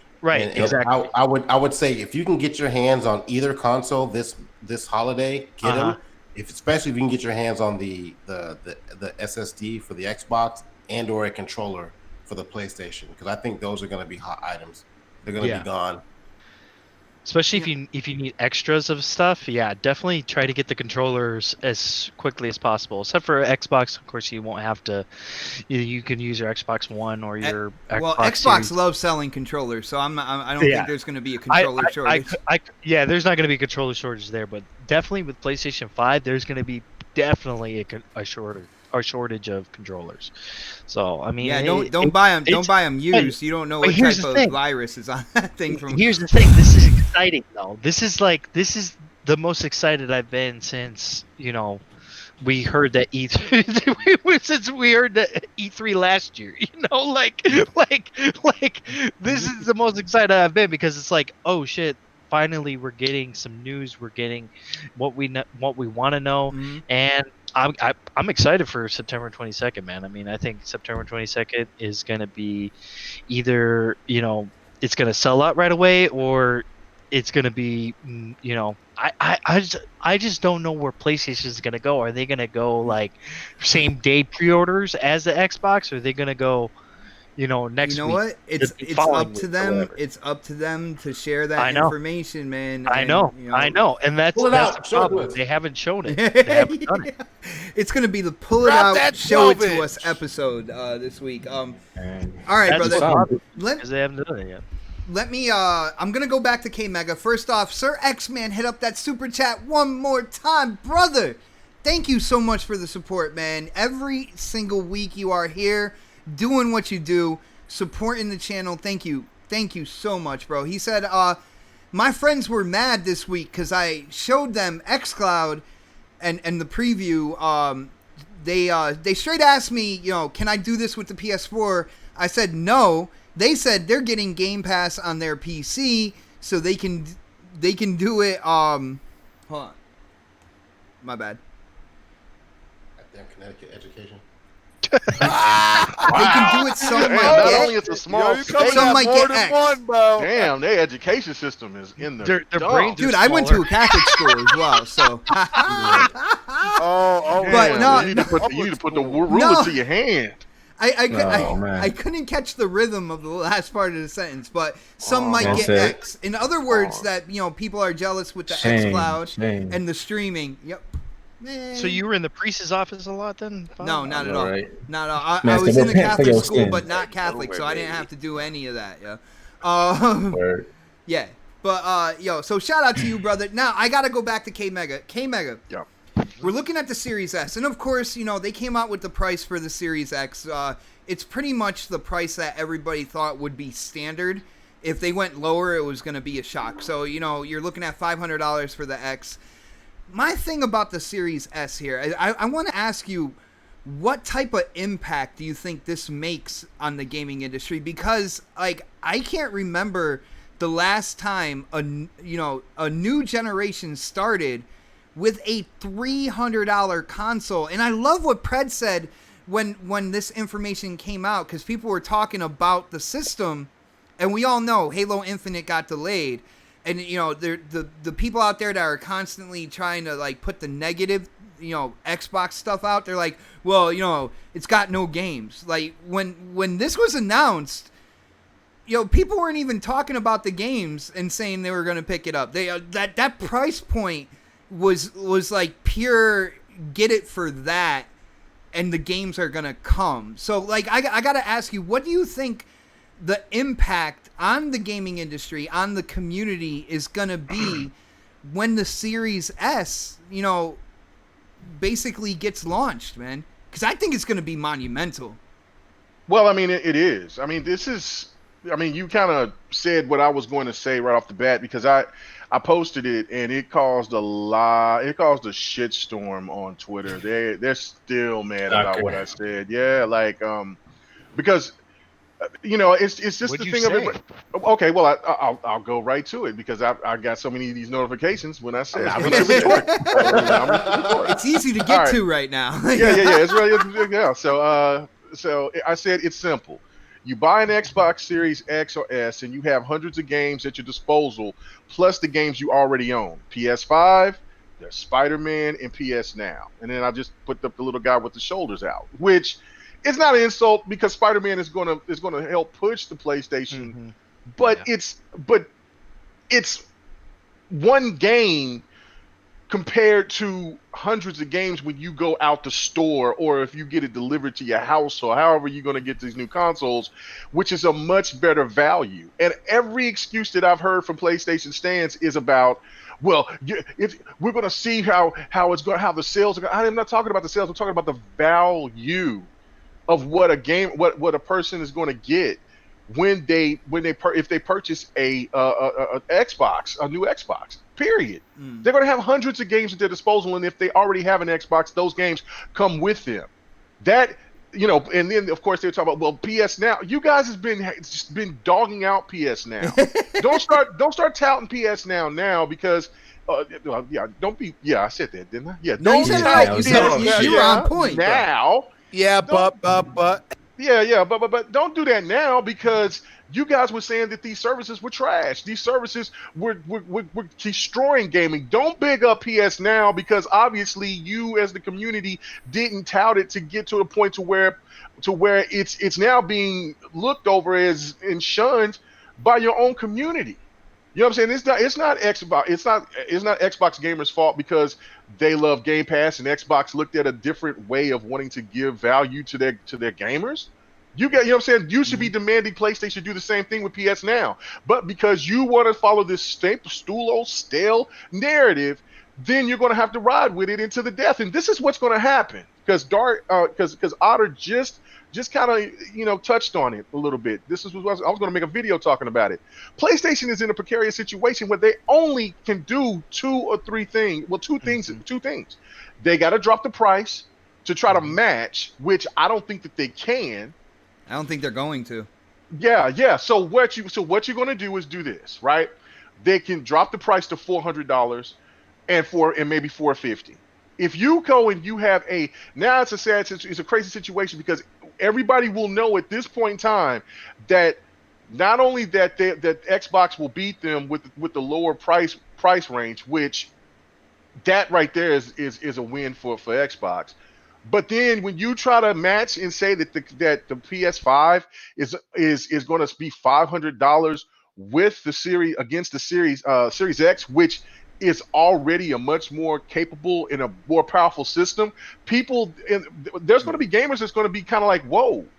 And if what Dark is saying is like that they might start pulling stuff out of the discless to match the price point, then that's even they're behind or even the disc version too. Right. Like if they have to do that to lower the cost to make it $400 just to make sure that they can try to meet to compete in the beginning of this gen, then what's going to happen is that the whole scenario is going to get flipped. Just like 2013 for Xbox. Yo, K Mega, check this out. Just real quick, and this is something I brought up. I was a guest on Brap last night, and something I said because I was on Wyoming Hood's stuff too. We were doing shows at the same time on different. Yeah, that's kind of crazy. Yo, next podcast. I was switching back and forth, man. All right, yeah. But this is what I said because Halo Infinite being delayed was a huge blow to the launch of these systems. Let's be real. Yeah. That was the first party. That was the game, right? And Microsoft and 343 they had to make that decision. They decided to delay it. I feel like with the Series S coming in at such a low price point, it gives a cushion to Microsoft, to Xbox, that people are going to look at that system and consider buying it a lot more because of the $299. And, they have that cushion for when the first party does start coming out on the Xbox platform. What do you think about that? Do you think that this price point here, I think it's a lot bigger than some people really try to, It goes back to what you said, which that was going to be the first thing that I was going to say, is that, and I've said this many times, the price point is going to be king. Mm-hmm. Games is games. People, we know that games are important, but that price point is way more important. Sony won this gen because of that $100 less being. It was being $400 compared to Xbox One being $500. Especially around the holidays, right? Especially around the holidays, and on top of another recession. And the economy might even get worse than that recession because of what's going on with the pandemic.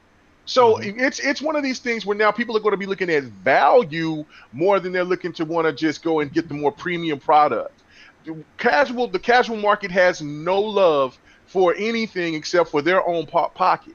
And if money, it's all about money. It's just like, listen to what FC said. Listen to what Fred said. Listen to what you see, Sony. You got to give some of those Sony fans out there that has actually just came out and said, you know what, props to Xbox for doing that. That's what gamers do. You give props to when a company does well. And now you got all the stands running and making all types of the crazy, like last week they was making really stupid narratives that I couldn't believe that they was out here really coming to say. Now they're really going off the deep end because the same thing that is because if Sony cannot match that $300 price point, they're in a bad spot in the sense not because of sales, because I don't give a fuck about the sales. I'm talking about in the sense of the market share, because people are going to look at that $100 less. And Microsoft knew that. They've been waiting for this moment for the last 7 years. Yeah. Once they sit there and they knew that they were once probably after that first year, they was like, damn.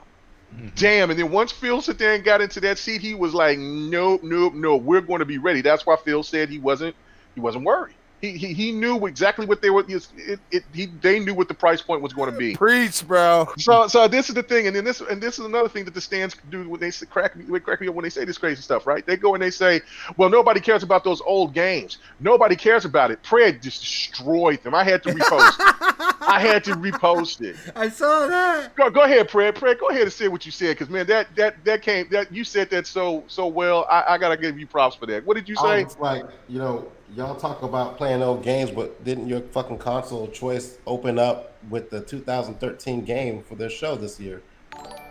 Yeah, Grand Theft Auto 5. So I mean, so again, so all these crazy narratives that these guys keep saying and keep talking about, obviously this is getting a lot of attention. Yeah, the Halo thing hurt Xbox, but Xbox did something different other than being quiet. They confronted it, and also they did the right thing by delaying the game.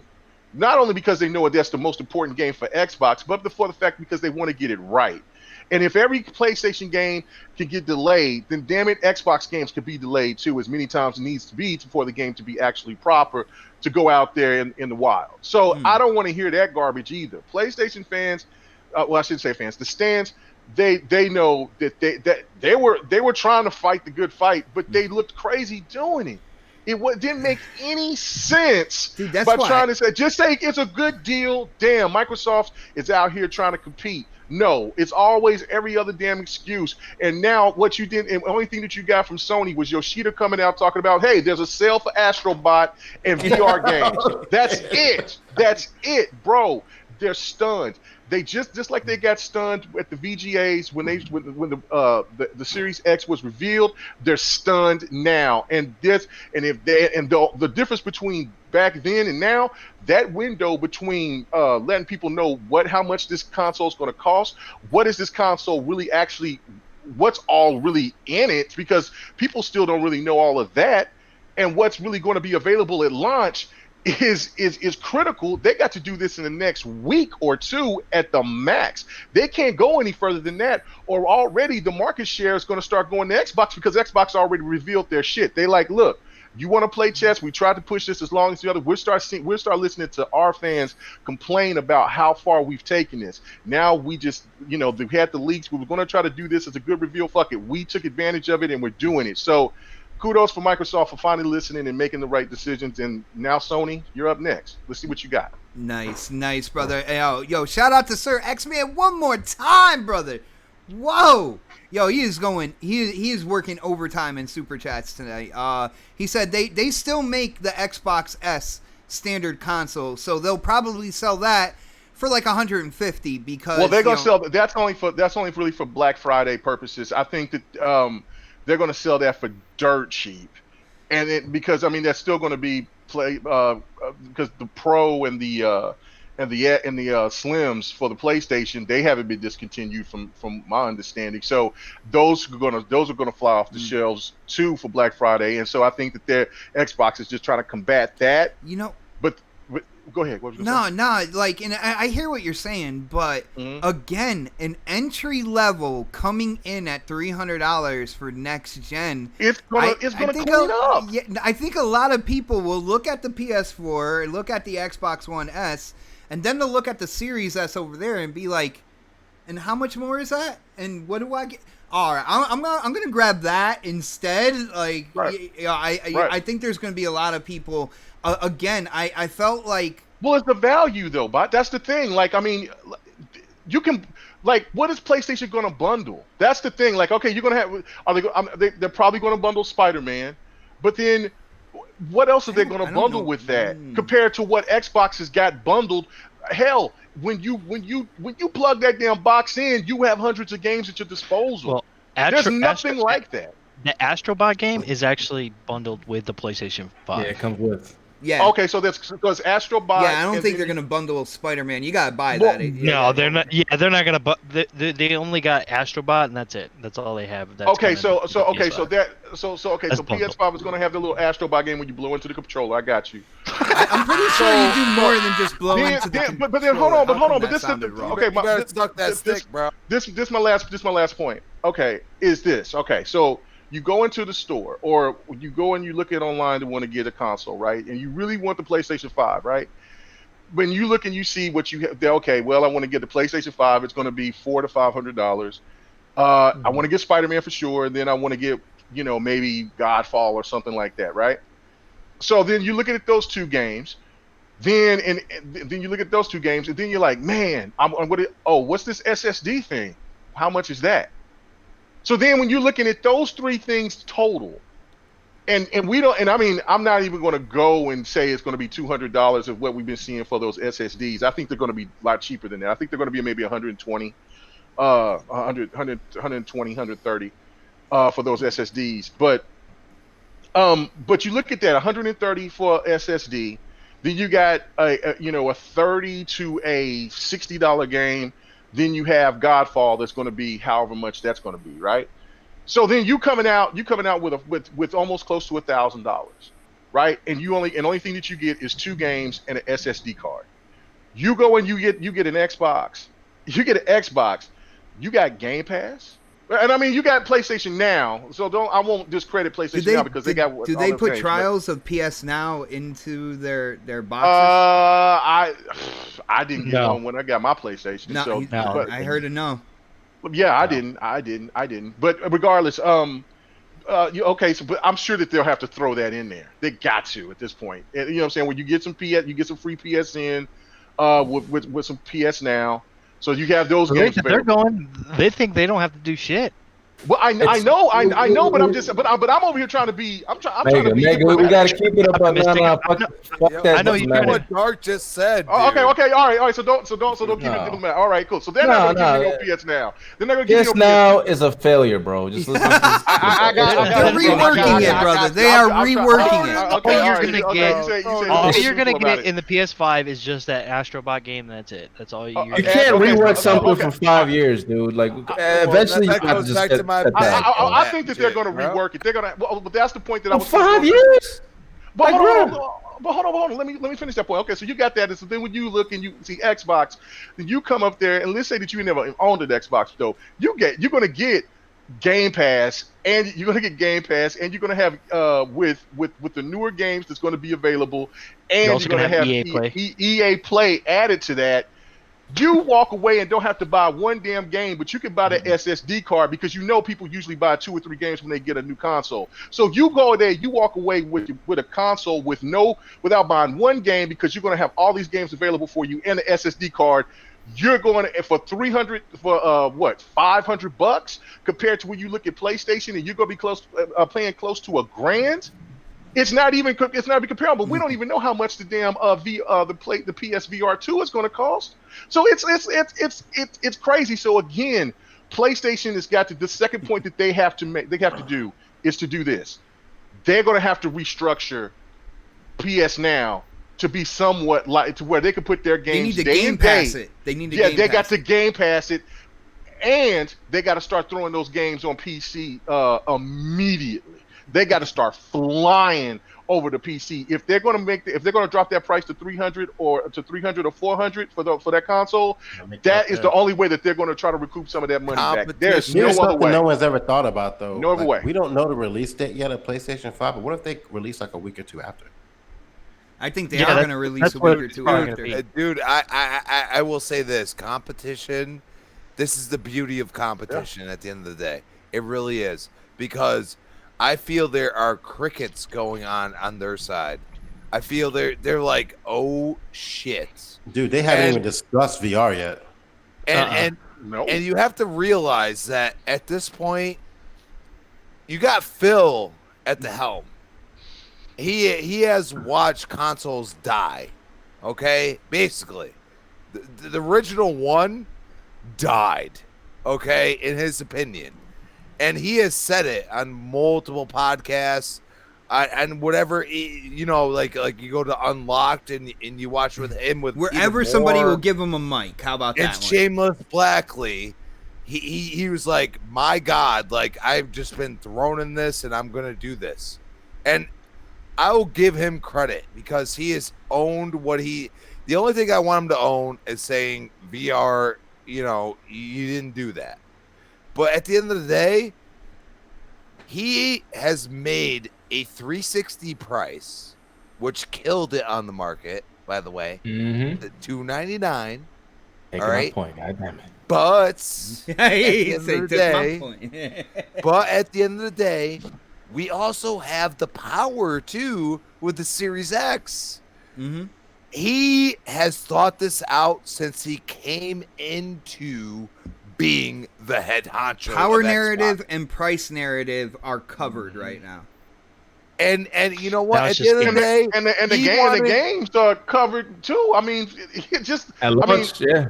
Yeah. If you're in Game Pass, you know what we're talking about. Yeah, that's so.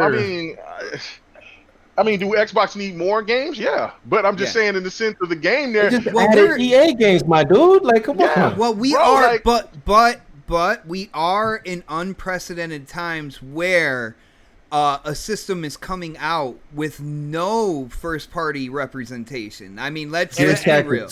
Gears Tactics. Gears Tactics is coming. Oh, yeah, and you have to realize that I agree with Xbox. And God knows, dude, Halo Infinite, with what we just saw, people are going to go nuts, bro. And they wanted to do it, but kudos to them. They're saying, you know what? We cannot release, because, dude, Gears 5 was broken when I played it originally. Okay, did you hear, Crispy, about the Gears 5 DLC that's supposed to be coming? Oh, the rumor. Well, it ain't no rumor. It ain't no rumor. They're coming. But now, just think about this though, because hold on. I'm sorry, Crispy. I know that, but everybody else. No, you go ahead. We're kind of talking a little more freely. Hey, Megan said this is my last time, and he's still talking. Yeah. Shut up! It's true. I'm going to bring you back. I can't make it every time. You be killing me. I know. I'm just going to make this point. Remember that it was kind of odd, but yet it was understandable about Gears 5. But what if they drop that this DLC is going to be coming in with this new look and with all this HD, all this other great stuff that they're doing with Gears with the launch of the title, with Gears Tactics. Like, just think about that. Like another story part of Gears. And then you have Gears Tactics that kind of ties in the story of what's going on with Kate's dad, because that's who it is in Gears 5. Gears Tactics. And then this story is kind of going to connect everything together, and that's going to be dropping off in launch. Dude, you just had a thought process I didn't even think about. I'm just saying. That? Yeah. How about that, dude? You see that? All right. Well, check this out. I want to hear from our special guest on this, because I feel like, this is something we have not seen in a long time. The last time a console, came out at, $300 was still more money than what $300 is now. So I feel like, this is, people are kind of underplaying this a little bit, but Violent, I want to hear from you, man. What do you think is going to be the impact on the gaming industry and on the gaming community, with the Series S launching at, such a low price point with, all the power? Because I don't think anybody gathered 120 frames per second for any game on the, at that point in time, Lockhart, Project Lockhart and everything. So, the power that you're getting for the price, what do you think the impact is going to be, bro? Yeah, sure thing. I got to roll out at 9, but it's good that you got to. I wasn't sure if this was the next podcast or K Mega's podcast, but I'm glad I can finally skip.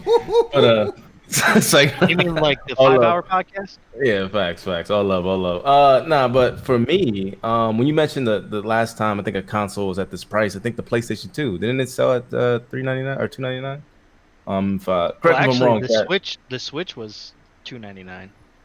Oh, it was $299 as well. Okay, so I'm just saying, like, you have to go back. But you're getting more power out of. That's not a console; it's a handheld. Yeah, thank you.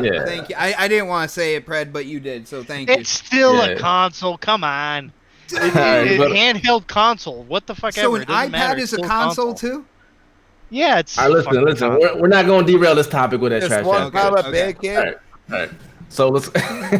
So for me though, one of the things, like I think a lot of people already covered it, is that I think this is kind of a big deal because like Pred and myself, we weren't even thinking about getting an Xbox. You know what I mean? The fact that it made me reconsider my thought process. I know others have thought the same thing. The vibe that I'm getting from this is similar to how the 360 kind of captured the market. I'm not saying it's gonna win or do anything like that. I don't give two shits about that. I'm just saying how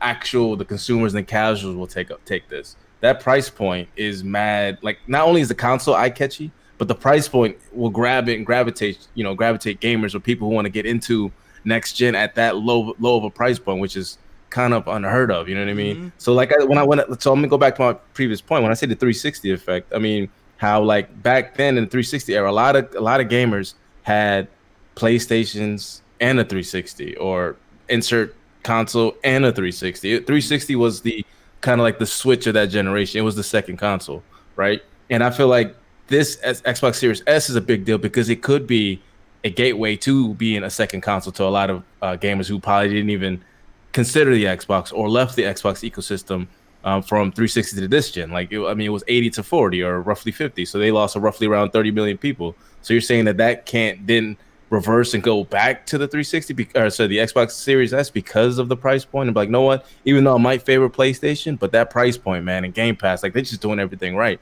Why not try it? You know what I mean? Like, it gives gamers options, and that's one of the things that I see. And the proof's in the pudding, because like I said, I told my brothers, like, I'm not getting it. My brother's finally the reason why I'm on it, like Xbox, my brother's finally going to PC. So I'm like, cool, we could play Halo on PC, you know what I mean? And then the Series S came out, I'm like, man, that price point, man, delicious, man. It's at a delicious price, you know what I mean? So you got to get it, man. So, you know what I mean? Exactly. Nice. Now, but yeah, so it's a killer, man. I think it's gonna do wonders, man. Really, real talk. And like another argument I saw on Twitter was like, well, yeah, all these consoles are gonna sell out, and the casuals normally aren't the early adopters. So for 2021, 2022, when these casuals or people who are just waiting to get it, if they're not going to use the $25 or $35 a month deal, they could then get it then a year later, and then you have a big ass title like Halo Infinite dropped. And like, that's I want to say something real quick. They discode like, what is it? How long has it been? A month? 2 months? I think it's 2 months. They discode the 1X and the SAD edition. I think they're ramping up production.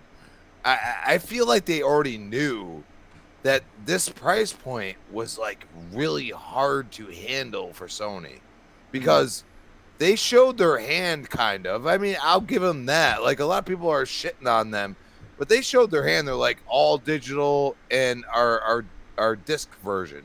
And I'm like, I find it a little weird that all of a sudden they're not saying anything, because they didn't have anything else.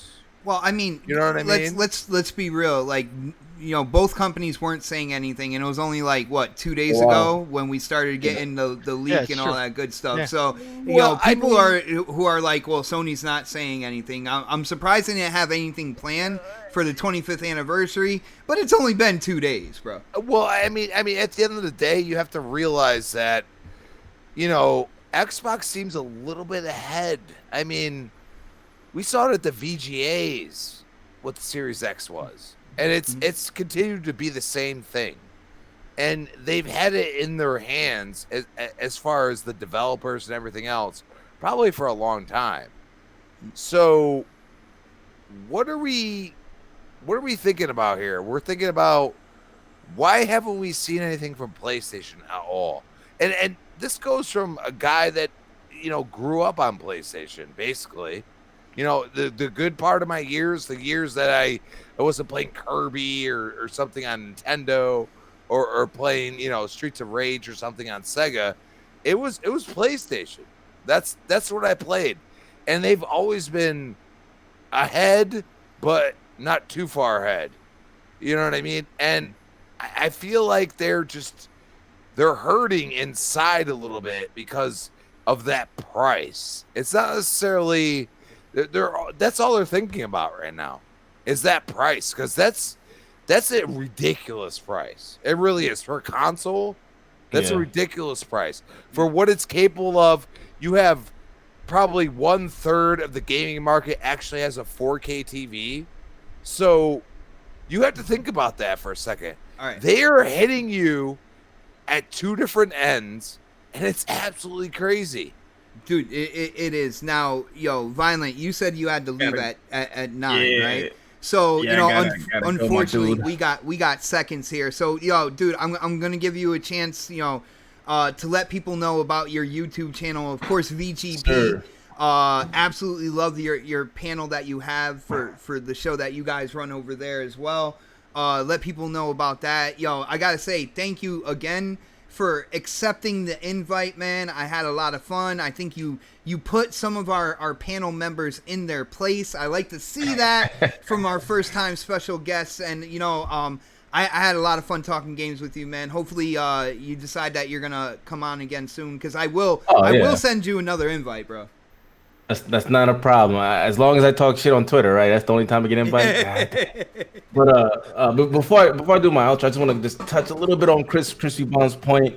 I mean, I don't want to just like shit on Sony here, because it wasn't too long ago where like the majority of the no like the majority of what I see from Xbox, they were like complaining about not seeing gameplay. And then there was that narrative, you know what I mean? For me, it was kind of like, it's like ping pong. First, Xbox came out first with the Series X, Ninja Hellblade 2, and then Sony came out with their Ratchet & Clank, ray tracing, all this, Spider-Man Morales. So they were getting the momentum. Xbox started dropping the ball a little bit, and then it was like, oh, where's the Series X gameplay? And then boom, they hit you with the Series X console. So it's going back and forth, man. Sony's turn. This is what competition does, man. It makes people be on their toes, make consumers valued, and that's why it's a great thing to do, man. I can't wait, and I hope PlayStation tries to match it or lower the price, because then I'll cop that too. But anyway, for me, thank you again, Xbot, for inviting me. Definitely will come back again for sure. I have more time now, so it works. And for the chat, man, appreciate you guys. Make sure you karate chop that like button. The panel members, again, salute to you guys. And you can find me on Twitter, FC Space Violent, YouTube, FC Space Violent as well. And we have a Vitamin G Gaming podcast on Mondays, 7 p.m. Eastern. And you already know what it is, man. Keep it gaming. I'm out of here, man. Be easy. Nice, brother. Follow this dude, bro. Hit subscribe. Awesome guy. Dude, it's funny because I remember FC Violent being in the chat like every week as well. And then, he started his YouTube channel, and you just see his YouTube channel start growing. I love what he's doing with VGP. He's got a bunch of different gamers and expressing their opinions. You got a PC guy there. FC, I think his panel considers him more Xbox / PC. There's a PlayStation dude on there. It's a really cool show. Definitely enjoy watching that. Definitely check it out. But let's get to Dark here, man, because I want to hear what Dark has to say about this, because I feel like people are underplaying the impact that Series S is gonna have. Both maybe not in the short term. I think a lot of people they're even saying that the Series S is gonna sell more than the Series X, and lower price point, possibly getting casuals to invest quicker into the next gen. I can definitely see that as well. But like the impact overall, starting a new generation with a console at $300 with the power that it has, which is something that is, in my opinion, very impressive. So, Dark, what do you think the Series S and the launch of it with its price point, what do you think the impact is going to be on the gaming industry and the community? On the gaming industry, I think it's going to be a lot bigger than a lot of people think. I think it's going to be and people are probably going to hate me for this, but do not count out the casuals. I think the casuals are really going to gravitate towards this when holiday season hits this next fall. So once holiday season starts ramping up and people are starting to wanting to buy gifts, the Series S is really at that price point that casual gamers are gonna be like, "Yup, I'm buying it." $300. That's what happened with the Switch. I mean, the Switch was just like that thing sold out like hotcakes, man. And I think the Series S is gonna do the same thing. I wouldn't rule out the Series X either.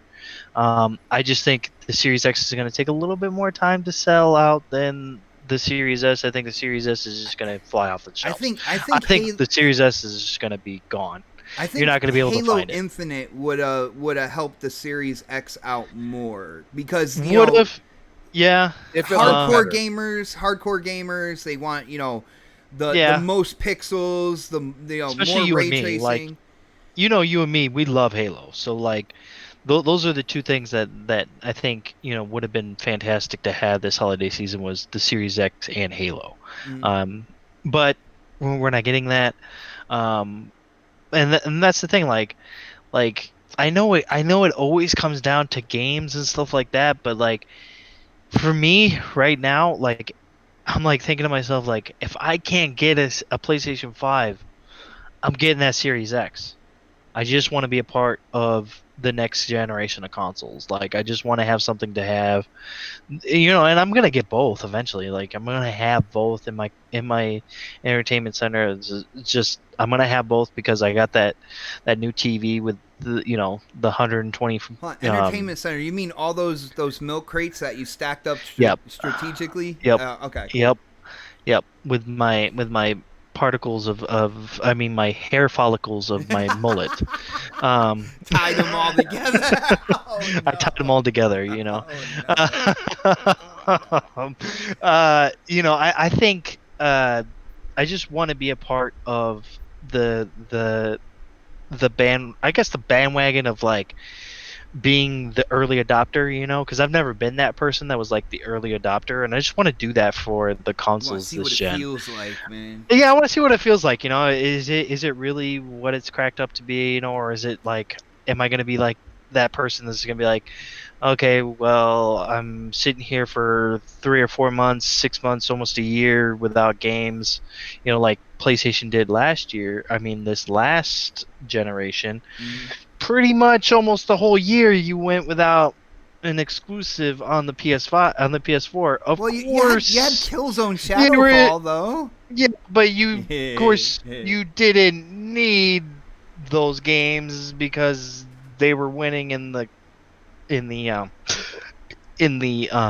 quote unquote sales department, third party department.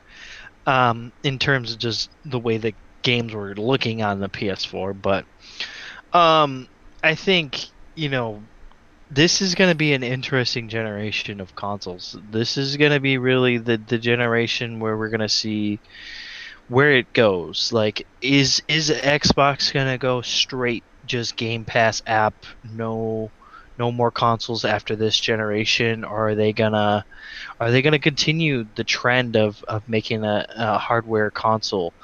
It's going to be interesting to see what they do there.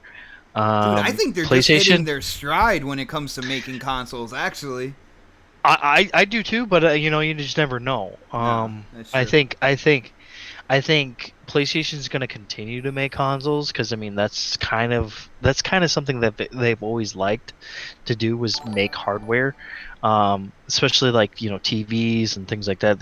They're not really a software based company. They're hardware. They make physical things that you can buy and own and things like that. So it's gonna be an interesting generation, and I'm excited for it. To be honest, I'm excited. I don't care what anybody says.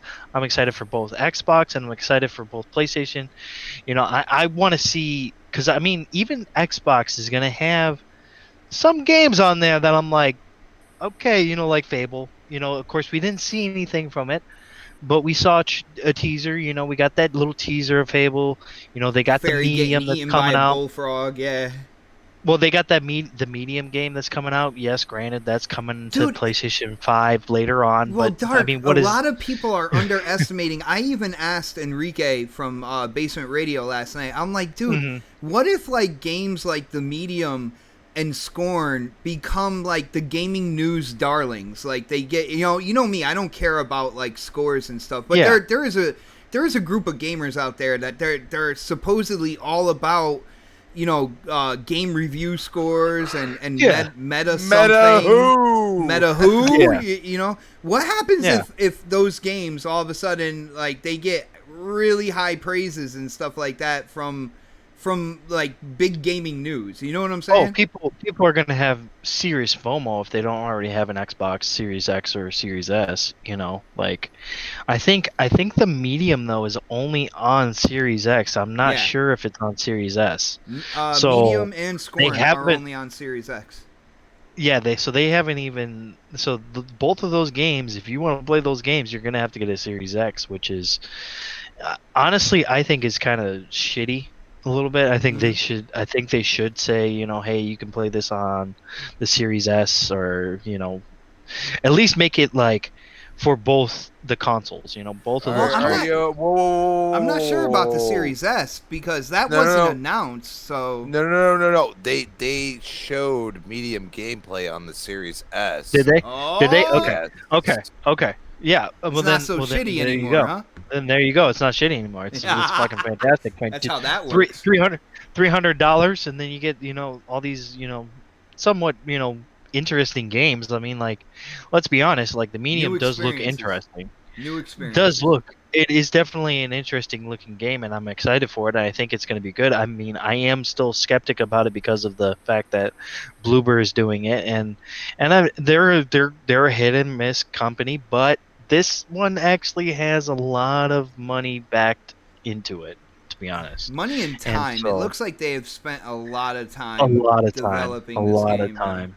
You can tell when you see it. Like, that looked like that took a while to make. Like, yeah, they definitely. It looks like they were just making these other games just for filler because they knew that this game was coming. Like, they were like, this game's coming. We already know it. You guys got to put your heart and soul into this game, and and they were like, well, we'll just keep making Layers of Fear 2 and Observer, and we'll do, we'll give you people some games so then we have some library out there before this game comes out. Observer is a slick game too, by the way. Yes, actually, Observer is actually a really good game. So, I mean, that right there, I mean, that's why I say they're hit and miss, because they had Blair Witch was kind of Layers of Fear 2 was really good. Observer was really good. Layers of Fear 1, But I just, honestly, I think, with PlayStation and their exclusives this gen, or with this coming out right out the gate, a lot of people are going to gravitate towards it. A lot of people are going to want to buy it, and a lot of people are going to, and that's the thing. For me personally, if I cannot buy a PS5, I'm gonna get a Series X. Like I gotta have it. I gotta have something. What if you can't get either? What if you can't get either, and the only thing left is a Series S? I'll probably fucking hang myself from the rafters. Oh no! Don't do that, man. No, brother. I cannot condone suicide. No, I'll. You know what I'll be doing? I'll be sad. I will be sad, but you know what? I'll be like, you know what? It's fine. It's fine. I can just wait until until I can get these consoles. But honestly, I don't think I'm gonna have a hard time, to be honest, because I'm pretty savvy at talking my way into getting these consoles somehow. so it'll happen. Nice, brother. Yo, first off, Abacab in the chat. Yeah, that snowboarding game was SSX World Tour. Backwards compatible on the Xbox One. Yo, shout out to Yobi hitting up that super chat, showing love and support. Thank you, brother. He says, day one Series X for me, Series S for little bro. Just like last gen, little bro isn't gonna be paying for anything gaming wise, brother. I wish you were my older brother. You know what I'm saying? And that's the thing I kind of want to touch on, is that the Series S, with it at its price point, that's going to be a huge thing, because dude, you got Game Pass. Not talking about games. You got Game Pass. You got EA Play, which is coming to Game Pass this fall. So for $300, you're gonna have more games than what the Switch came with. Like you think about it this way. Like, yeah, I know you call it a tablet or whatever, but it's not like a iPad, because an iPad, you don't get a controller with it. Like, at least with a Switch, you get those 2 dog-eared controllers or whatever, you know. You want to call them controllers, right? You got to put them both Yeah, together and make controllers. one decent They're- controller. They're controllers, dude. Let's be honest, They lock it in, is a though. controller. It is a controller, but it's not, the best controller by any means. But you are getting a really good value there with $300. I mean, that's like, and I see Albert G saying more old games though. Yeah, I saw that, and I started scratching my head about that. Like, but that's the thing, when games start going to Game Pass this fall, like, there's gonna be new stuff coming into Game Pass this fall. Like, there's already new stuff. Yeah, there's already new stuff, so there's gonna be more new stuff, and there's gonna be more new. Yakuza's gonna be like a dragon. It's gonna come out before it comes on. It's gonna come out before it comes on PlayStation. So exactly.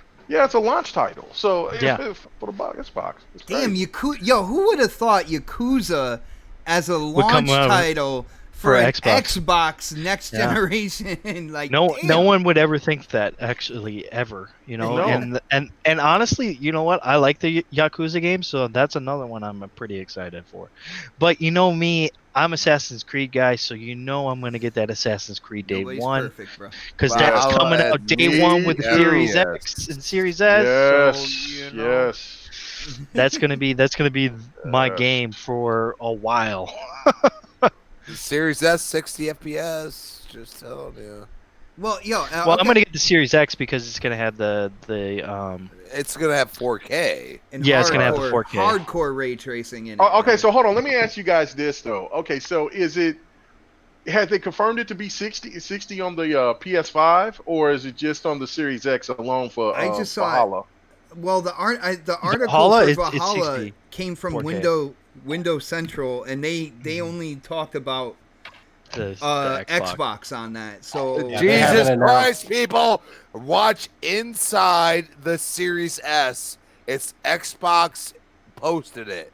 Watch the damn thing, and you will understand what I'm saying. Does it say what Valhalla is going to run on the PlayStation 5? Because that's what we were just saying. That's what I'm asking, right? Yeah. Like, I mean, well, we don't know. We don't know. That's the thing. But you know what? Another thing is you're gonna get all access. What? What? $24.99 a month for freaking a Series S, like, or $39.99 a month for a Series X, like. What? Like, no other console and does that. Comes that. with Game Pass. And that comes with Game Pass. That comes with 13 countries, by the way. Yeah, like, that's insane, dude. Like, I mean, Xbox is doing things, maybe not to everybody that they like, but they are doing things that are getting more people into the consoles. And getting more people it's pro gamer. Yeah, it's more pro gamer, yeah. But I think that's the thing with PlayStation. Like, this fall, they're not gonna. Oh my God, they are. Oh my God! Say it. Go ahead. Say it. Don't say it. Don't say it. The one thing that bothers me the most about PlayStation is that they are really, I mean, it's fine for us, us hardcore gamers. They're really focused on the hardcore, and they're really not thinking about the casual market at this point in time. They're really not. I mean, I'm just saying. Well, traditionally, that's what it was all about at the beginning of the generation. Exactly, but Xbox is all like, we want to get people in the door day one. That's what they're thinking about. You guys know something else they forgot about? I'm checking right now, Bounty. You guys know what else they forgot about? That Destiny expansion is coming in Game Pass as well. That's right. Exactly. Same day. November 10th. Same day. I've told Bottom I actually play Destiny now. There's going to be a lot of people going to play Destiny. And PlayStation guys are going to pay for that. Yep. Right. Oh. Yeah, well, I'm hearing rumors that Xbox can announce that they have acquired Bungie. That's what I'm Where hearing. do you hear those? I would not believe those rumors right yet. They just got rid of Activision. I think they'll work nice. I think they'll work nice with Xbox. So they'll buddy up on certain things. But I think that's why Destiny 2. Yeah, but I'm hearing. That's why I I'm think hearing. Destiny 2 went to Game Pass is because that they got away from Activision, because Activision would Not never having it. probably Not ever having it. let them do No, that. So I'm hearing that the deal involves taking over Halo for the following. No. No.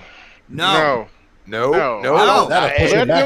them have Destiny and Mega new and let Bungie do a new IP if Xbox. I'm hearing that they're going to take up. Want them to get. Dude, I don't want them touching Halo. Stories are so fucking good, Tencent's dude. tentacles are kind of like loosely wrapped around Bungie right now as well. So I really don't think that would happen. Yeah, no, I don't think that'll happen either. But Microsoft's about to buy TikTok, so I don't know. Well, that's because Dude, I don't want Bungie doing the new president. Halo. Yeah, that's because that's the president. That's the president that forced them to do. Listen, if it wasn't for I think that the WB deal was going to actually really go down. Was going to happen with Microsoft. I think it was right there for the taking. And then I'm down for that. And then the president wanted TikTok to be purchased, and so he went with, and he don't want to mess with Amazon because he doesn't like Soros. So he was like, so I'm going to Microsoft, and so Microsoft was like, well, I mean, you got to listen to the president, and so them and Walmart, like the president comes to you and say, hey, look, bro, I need you to do this. And so, you know what I'm saying? And so then when they look to see how lucrative TikTok is, I mean, everybody knows how much money that they're making. They're like, well, fuck it. We can jump in and you know what I'm saying? This make more money than what we'd be spending, than what we would probably get back on acquiring WB. So then that just kind of went away. And so this is what we got. So I just, look, if they brought Bungie back, that'd be great because I like Bungie, but I don't want them touching Halo. I mean, let 343 breathe. Lord have mercy. Let them breathe. After this, I hope they never go back and try to cater to just make your own game. I feel they have a different thought process at this point. They might because of the because I could see it. Bungie is really focused on Destiny. They're really not. They're not. Dude, that Eververse makes them crazy money All annually. right. Yeah. They're not gonna like. They always gave me with their damn expansions. Dude, they have a 3-year plan. They have a 3-year plan when it comes to Destiny 2. They already mapped out. Of course, I don't have to get the expansion if I have an Xbox. They mapped out another 3 years. So that means 6 years. That's 6 years. They mapped out 3 expansions over 3 years that tell a complete story. Timestamp this. Timestamp this, people. Definitely. Yo, shout out to Bounty Boom hitting up that super chat. Thank you for letting me know it slipped, bro. He said, great point, K Mega. I'm sold, and you also forgot the cloud is going to be in the box, so you might want to wait on your SSD. Well, see, that's true. But see, the one thing too, I was trying to hurry up because I know I was going long, but there was just so much information that I wanted to just kind of give out.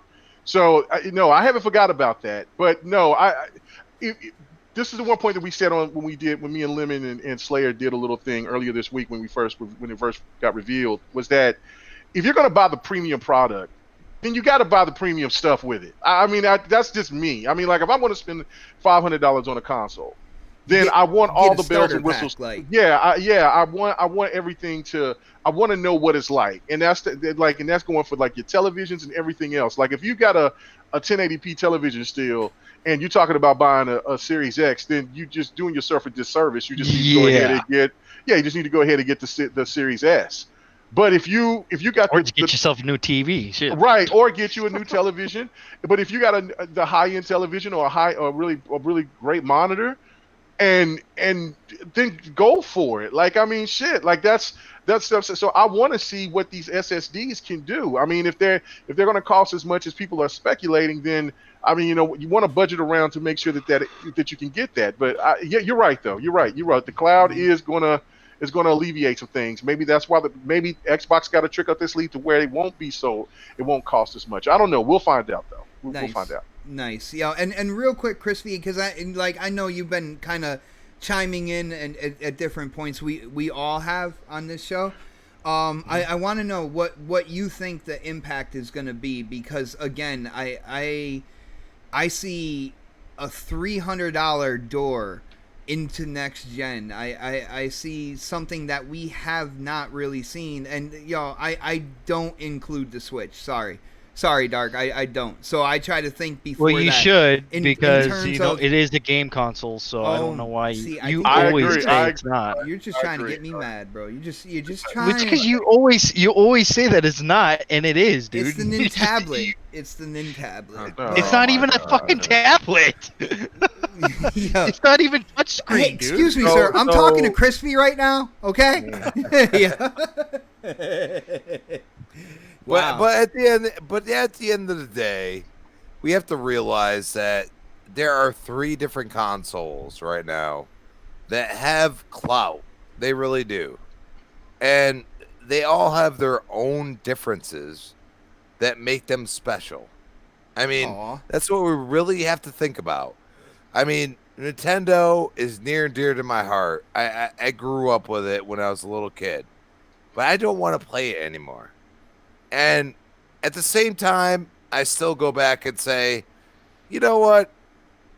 It's special to enjoy games that have a little bit, like Streets of Rage 4. It wasn't incredibly looking, but the art style, the work they put in, you could see it. You know what I mean? And at the end of the day, it's like, you know what? We have to enjoy the games themselves. You know what I mean? And I get it.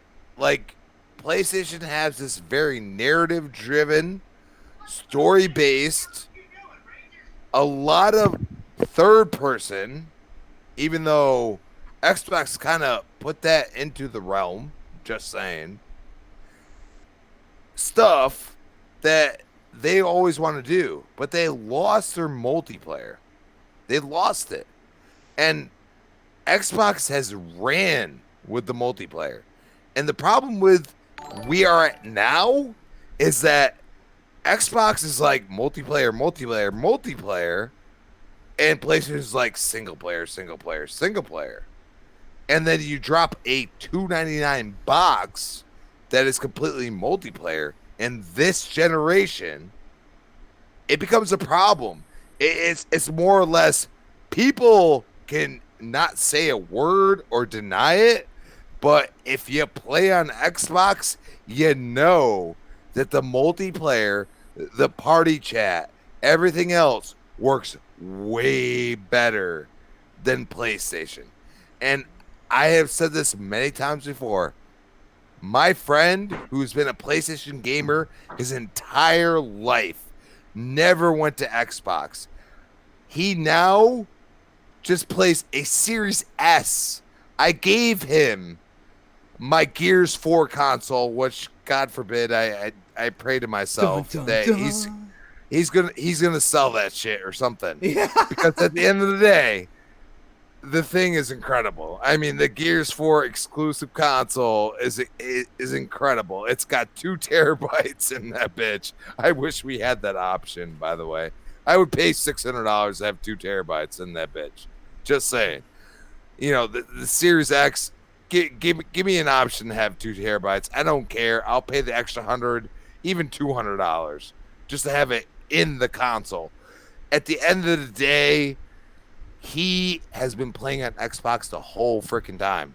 He doesn't even touch PlayStation anymore. He says they give me nothing. He's like, Ghost of Tsushima, I'm not interested. I'm not interested in that. I'm interested in Ghost of Tsushima, but he's not interested in it. He wants to play multiplayer games. He wants to play Overwatch. He wants to play this or that. You know what I mean? Like, at the end of the day, he's hitting me up Division 2. What, dude, like, I haven't played that in months, or you know what I mean? Like, it's crazy, but at the end of the day, I'm like, it makes sense. Yeah. Don't give me the Jeopardy music. Come on, Fred. At the end of the day, you have a preference. If you like single player gaming, and that's what you like, as of now, you got to go more towards PlayStation. because their exclusives are very single player based, and that's the way you go. But we're gonna sit here and tit for tat all day. Me and Xbox enjoy those multiplayer games. So what do you have to say? Not now. Xbox has no choice. Oh, hey Xbox, you want to play Destiny? Yes. He's probably gonna do it. Oh, I thought you were asking. Well, I mean, when it's in Game Pass, come on now. Actually, September 22nd, all the expansions that are out now will all be in Game Pass. And guess what? September 22nd is when you can pre-order. Very, very interesting. But brother, any last words on this before we kind of wind down, get through? You know what? At the end of the day, we're all gamers, and you know what? You can sit there and you can put the funny memes and everything else. But I mean, Xbox right now, at least at this moment, has really dropped some things, and you know what? Some could say on purpose. Some could say, you know, it was completely like on accident. But I don't feel like all these videos that I've been watching about the Xbox Series S are not on purpose. Like I feel like this was a controlled leak, okay, and I feel like they only did that to kind of try to at least act like they were respecting PlayStation. I'm partly there with you, and I think even if it was a controlled leak, it worked out beautifully because people were like, you know what, Xbox, you handled that leak perfectly. You just ran with it. If it was controlled, they mastered that. No. And you know what I say to this? K-Mega was on point. Like they might have been like, Brad Sam's just go ahead. Up. Like what? Yeah. It's like probably Brad Sam's. Go ahead. You know what? Because we already got the videos ready.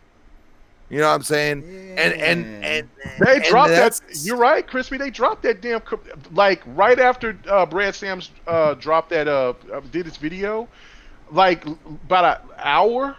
Yeah. They dropped the Series S commercial or ad. Ready. That was me that said that earlier, Crispy. But yeah, you're right. Oh, I'm sorry, Brad. I'm sorry. You know, yeah. But at the end of the day, like we have to realize that this price point is going to come into play, and it might get PS5 to drop their price. Look, at the end of the day, I don't care who wins what generation. All I care about is, are we going to get, you know, comparable prices, comparable games, everything else. And I feel like if PS Now wants to be something, day and date, just freaking do it. Oh, it's gonna happen. It's gonna happen, bro.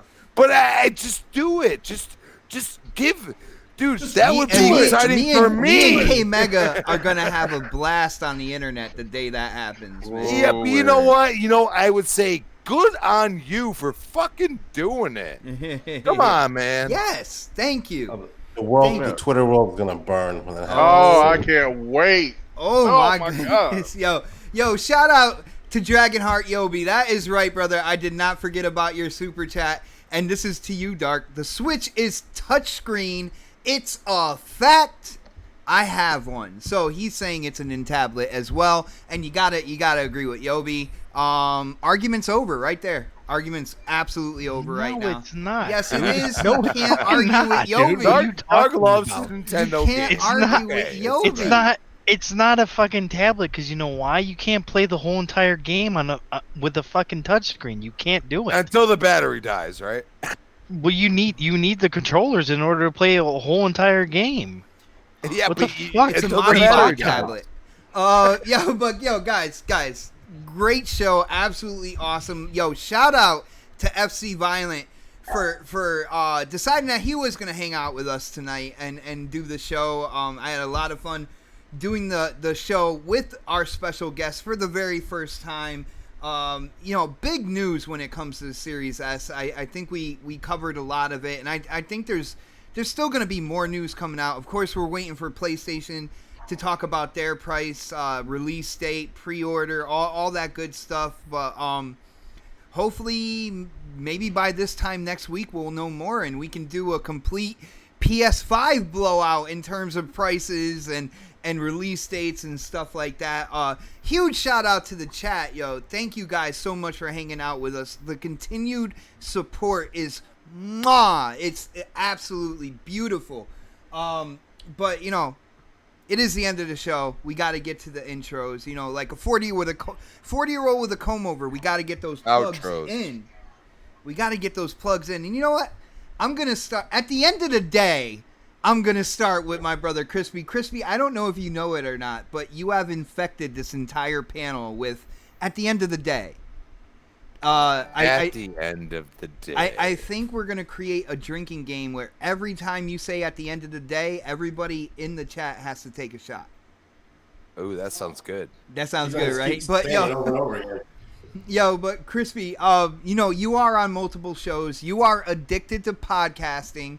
As you have said, I'm not making this up. You literally said it. I did say it. Yes, I did. So, let people know where they can see you, the other shows you're on, and of course your social media, so they can go and talk games with you at their convenience. You know, not just when shows are on, but whenever they have a question and they need that hashtag Crispy Truth, brother. Oh, thank you for that last part, because you were trashing me for a second. Nah, not at all, man. Yo, I love you. We're family. I love you. We mess around like that. I love you all at the end of the day, and it's at Crispy Bomb on Twitter. You can find me at Crispy Bomb 28 Xbox Live. Hit me up. I'll show you how to play Gears 5. Just saying. Yeah, and you can also find me on Breakfast with Boom tomorrow morning, 10 a.m. Scumcast as the guest, 4 p.m. Eastern on Saturday. You can find me on Retro Renegades Tuesday night, 7 p.m. And you can find me here on the next podcast, Thursday night, 7 p.m. Nice, brother. And shout out to Dragonheart Yobi. He had to say something in a super chat about this. He said, I never said it's a tablet. I'm telling you, it's touchscreen, point blank, period. Kick rocks, brother. You know I love you, Yogi. You know I love you. I don't even have anything to say about that. That was to you, though. No, he told me kick rocks because yeah, he told him to kick rocks because you don't know what the fuck he's talking about. You need to shut the fuck up, man. What you talking about, Willard? Yo, well, speaking of, let's go to my West Coast brother. You know, the always positive, never angry Otter, Dark Optimus, dude. You know, let people know where they can go and talk games with you, brother. Your social media, stuff like that, and you know, anything else you want to say to the chat and to the panel. Now's your time, man. This is your time to shine. Spotlight's on you, bro. Alrighty, you guys can find me at Twitter at Dark Optimus. You can also find me on Xbox and PlayStation at the same name. And the last thing I'm going to say is it's going to be really hard to get that PS5. I'm just saying. You got me choking on my vape. No, dude, good for you, dude. I love the rhythm that you say, kind of like your social media, and at the end of the day, at the same name. Like you got a rhythm that you perfected with all that, and it's spot on, bro. Absolutely love it, man. He choked on his vape. There you go. Yeah. Let's go. How spot on it was. He choked on something. Oh my. Can I mute him? Is that the 12-inch? I just face palmed right now, guys. I know you can't see it. You know, I would expect this from the guy who's going to be doing the outro next, but you know, Dark, he's a little edgy tonight, yeah. But Pred, you came in. Absolutely love your opinions when it comes to the Series S. I know we didn't get into, as usual, there was a couple other topics we didn't get into, but you know, we'll cover them down the line. You know, these topics have a way of bubbling back up, you know, over time, so we'll probably get to those as well. But you know, you gotta let people know about the multiple subscriptions that they can invest in to get more Predator and your social media and anything else you want to say. Let me see. Predator_H2S on OnlyFans, on MiniVids, on Extra Lunch Money, Pornhub. Make sure you guys find me on those channels. You got that 12-inch, bro. That $5 foot long. Wow. Howard veggies. So yeah, next week obviously we'll be here. Hopefully we'll have a price or something from the PlayStation side. We can talk about that. Outside of that, I do not have any appearances coming up. I will be working on another show. Not my show. I will be appearing on the show to be named later. I'm still working out the details of that. Let's say it will be international with some guys from the UK that asked me to come on their show, which is I'm like, okay. Flamish? No, I had to do one with him as well, but it's a completely different group of people. I haven't listened to the show yet, so I'll listen to it. I've listened to bits and pieces of it, but he was like, "Dude, come on my show." So I'm gonna check it out. It's an Xbox centric show though, so hopefully we can get one of those guys on our show at some point in time once I get on there. So outside of that, man, watch some football. Watching KC beat Houston, and make sure you guys sub to my OnlyFans, my mini-vids. Thanks for letting me know, my extra lunch money, and all that stuff. The price of subscription for his OnlyFans. I'm surprised Crispy wasn't like, spoiler alert. I thought Crispy was watching the game because he said he wanted to watch the game today. No, Bot's making me engage too much. At the end of the day, he's addicted to podcasting. So I am. At the end of the day, he's here with us. Okay. Yeah, I'm messing. Because I love you all. So bad, right? Yeah. K Mega, it's funny, Mega. When you first got into the Hangout, it really sounded like you just woke up. You were talking about your sleep schedule and what Wasteland 3 has done to that whole thing. But dude, as soon as we went live, man, you sound like you've been up all day. You came with that energy, and then when we started talking about the Series S. The one thing, man, we've been doing this so long. The topics, I can tell what topics you are excited about by just how you start off. And I can tell you are absolutely excited to talk about the Series S. And I'm pretty sure you're going to be able to do it again tomorrow. Fresh perspective, different opinions on GRG. And, people need to know about that. They need to know about your YouTube channel. And, of course, K Mega, the streamer, man, and when you're gonna be streaming games and stuff. Yes, I appreciate all that, bud. I almost forgot your name. Almost pulled a 100 intro media gaming. It's okay, it happens. I'm not gonna hold it against you. On Wimmy Hood because I was so excited talking about older games, and so I brought up about this old PlayStation game. When I had a modded PlayStation called Thrill Kill. So yeah, if anybody hasn't even heard of that game, go check it out. Go look it up. It was a wild, right? Wilmy knows. Oh yeah, they already knew about it. Wimmy already knew it. Yeah, like wasn't that the top-down shooter or whatever? It was a top-down shooter. No. It was a fighter, but it was very graphic at the time for the PS1, and so PlayStation snubbed it. And so the only way that you could get to play it is if you had your PlayStation modded. So I got it, man. That game was wild, very wild. So yeah, you can look it up and go check it out. But anyway, so we have an announcement for GRG. We are moving to a different time on Friday. We're moving up. Oh. We're moving up. Yeah. We're moving to 7:00 Central, the Lord's time. You know what I'm saying? This guy's just doing so much after the show, so it's time for us to just kind of move up. So 8 o'clock real time. That's not bad. Yeah, it's not bad. It's not bad. I mean, and we're trying not to, we're not trying to step on toes like that. But I mean, originally we were going to do the old Crossfire time zone before then Mooch decided he wanted to come back. So, and then he talked to me about it and everything. But yeah, but we need to move up because there's so many other engagements that other people need to do. And sometimes there's times I want to stream, but then by the time that we're done, it's so late. So it's like, So by this time moving up, because we were going to try to move maybe to Sundays or Mondays, but then I'm looking and I'm seeing, goddamn, there are so many podcasts out for now. Real. So I'm like, it can't, you know what I'm saying? And I was like, we'll just do this. And so we just came to the idea of just moving it up a little bit, and then by that time that if we want to stream, do whatever that we want to do, or people got other things they got to take care of personally, we can get that stuff done. So yes, 7:00 Central Time for GRG starting tomorrow night. That's the new time. So I hope you guys come and check us out.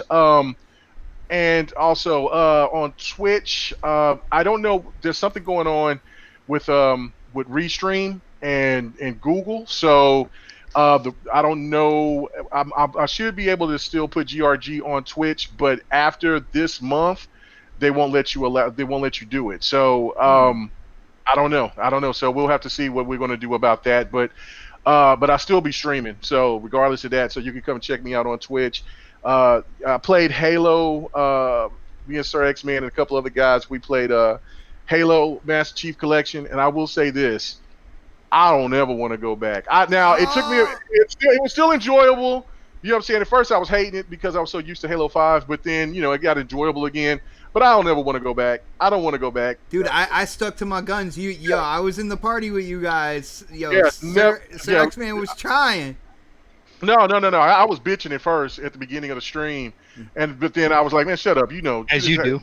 Yeah, and it was fun, and I started having fun once I started picking it up and everything. But just when we was going back through Halo 1 through 3, even though I love the Halo 1 pistol, Halo 1 pistol for life, it was just too damn. It was just too old. It felt too old. Slow. I want to run. You know what I'm saying? I want to run. So but I would go check out that. And Sunday night fight nights. Thank you guys. It was our biggest show. It was like 40 people that was watching this Sunday night. So thank you guys. And so we'll be playing Mortal Kombat 11, and we'll be playing something else. So if you guys come and get it, Xbot, he already had a taste of my Kung Lao. I think we know who's the better Kung Lao and my food. Mine. And so you can come on through. You can come on through. I will. Okay. So Crispy, you invited to, and your old lady. It doesn't matter. Get these hands deliciously. And so other than that, you come into that, and then you gonna use Kung Lao the whole fucking time, or what? No. I play with everybody. I don't just play with just certain characters. No, anyway. I play with everybody. Okay. So last but not least, Twitter. As kids, check me out there at KMega4.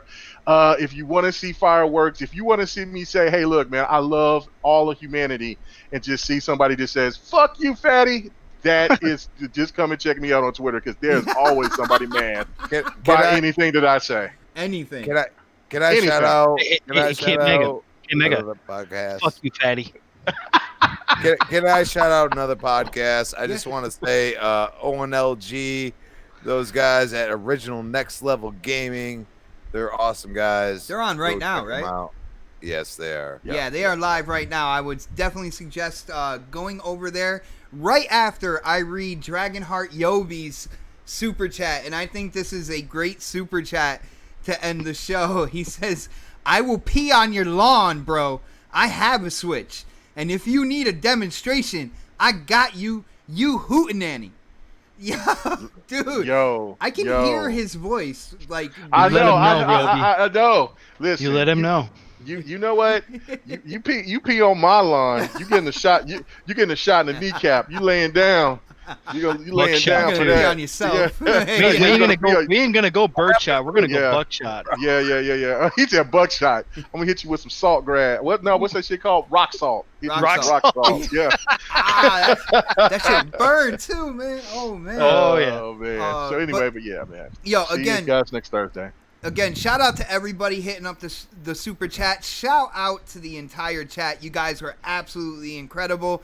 Another show in the books, and I guess I should end the show the way I always do. We will see you guys next week for the next podcast. Have a great night, everybody.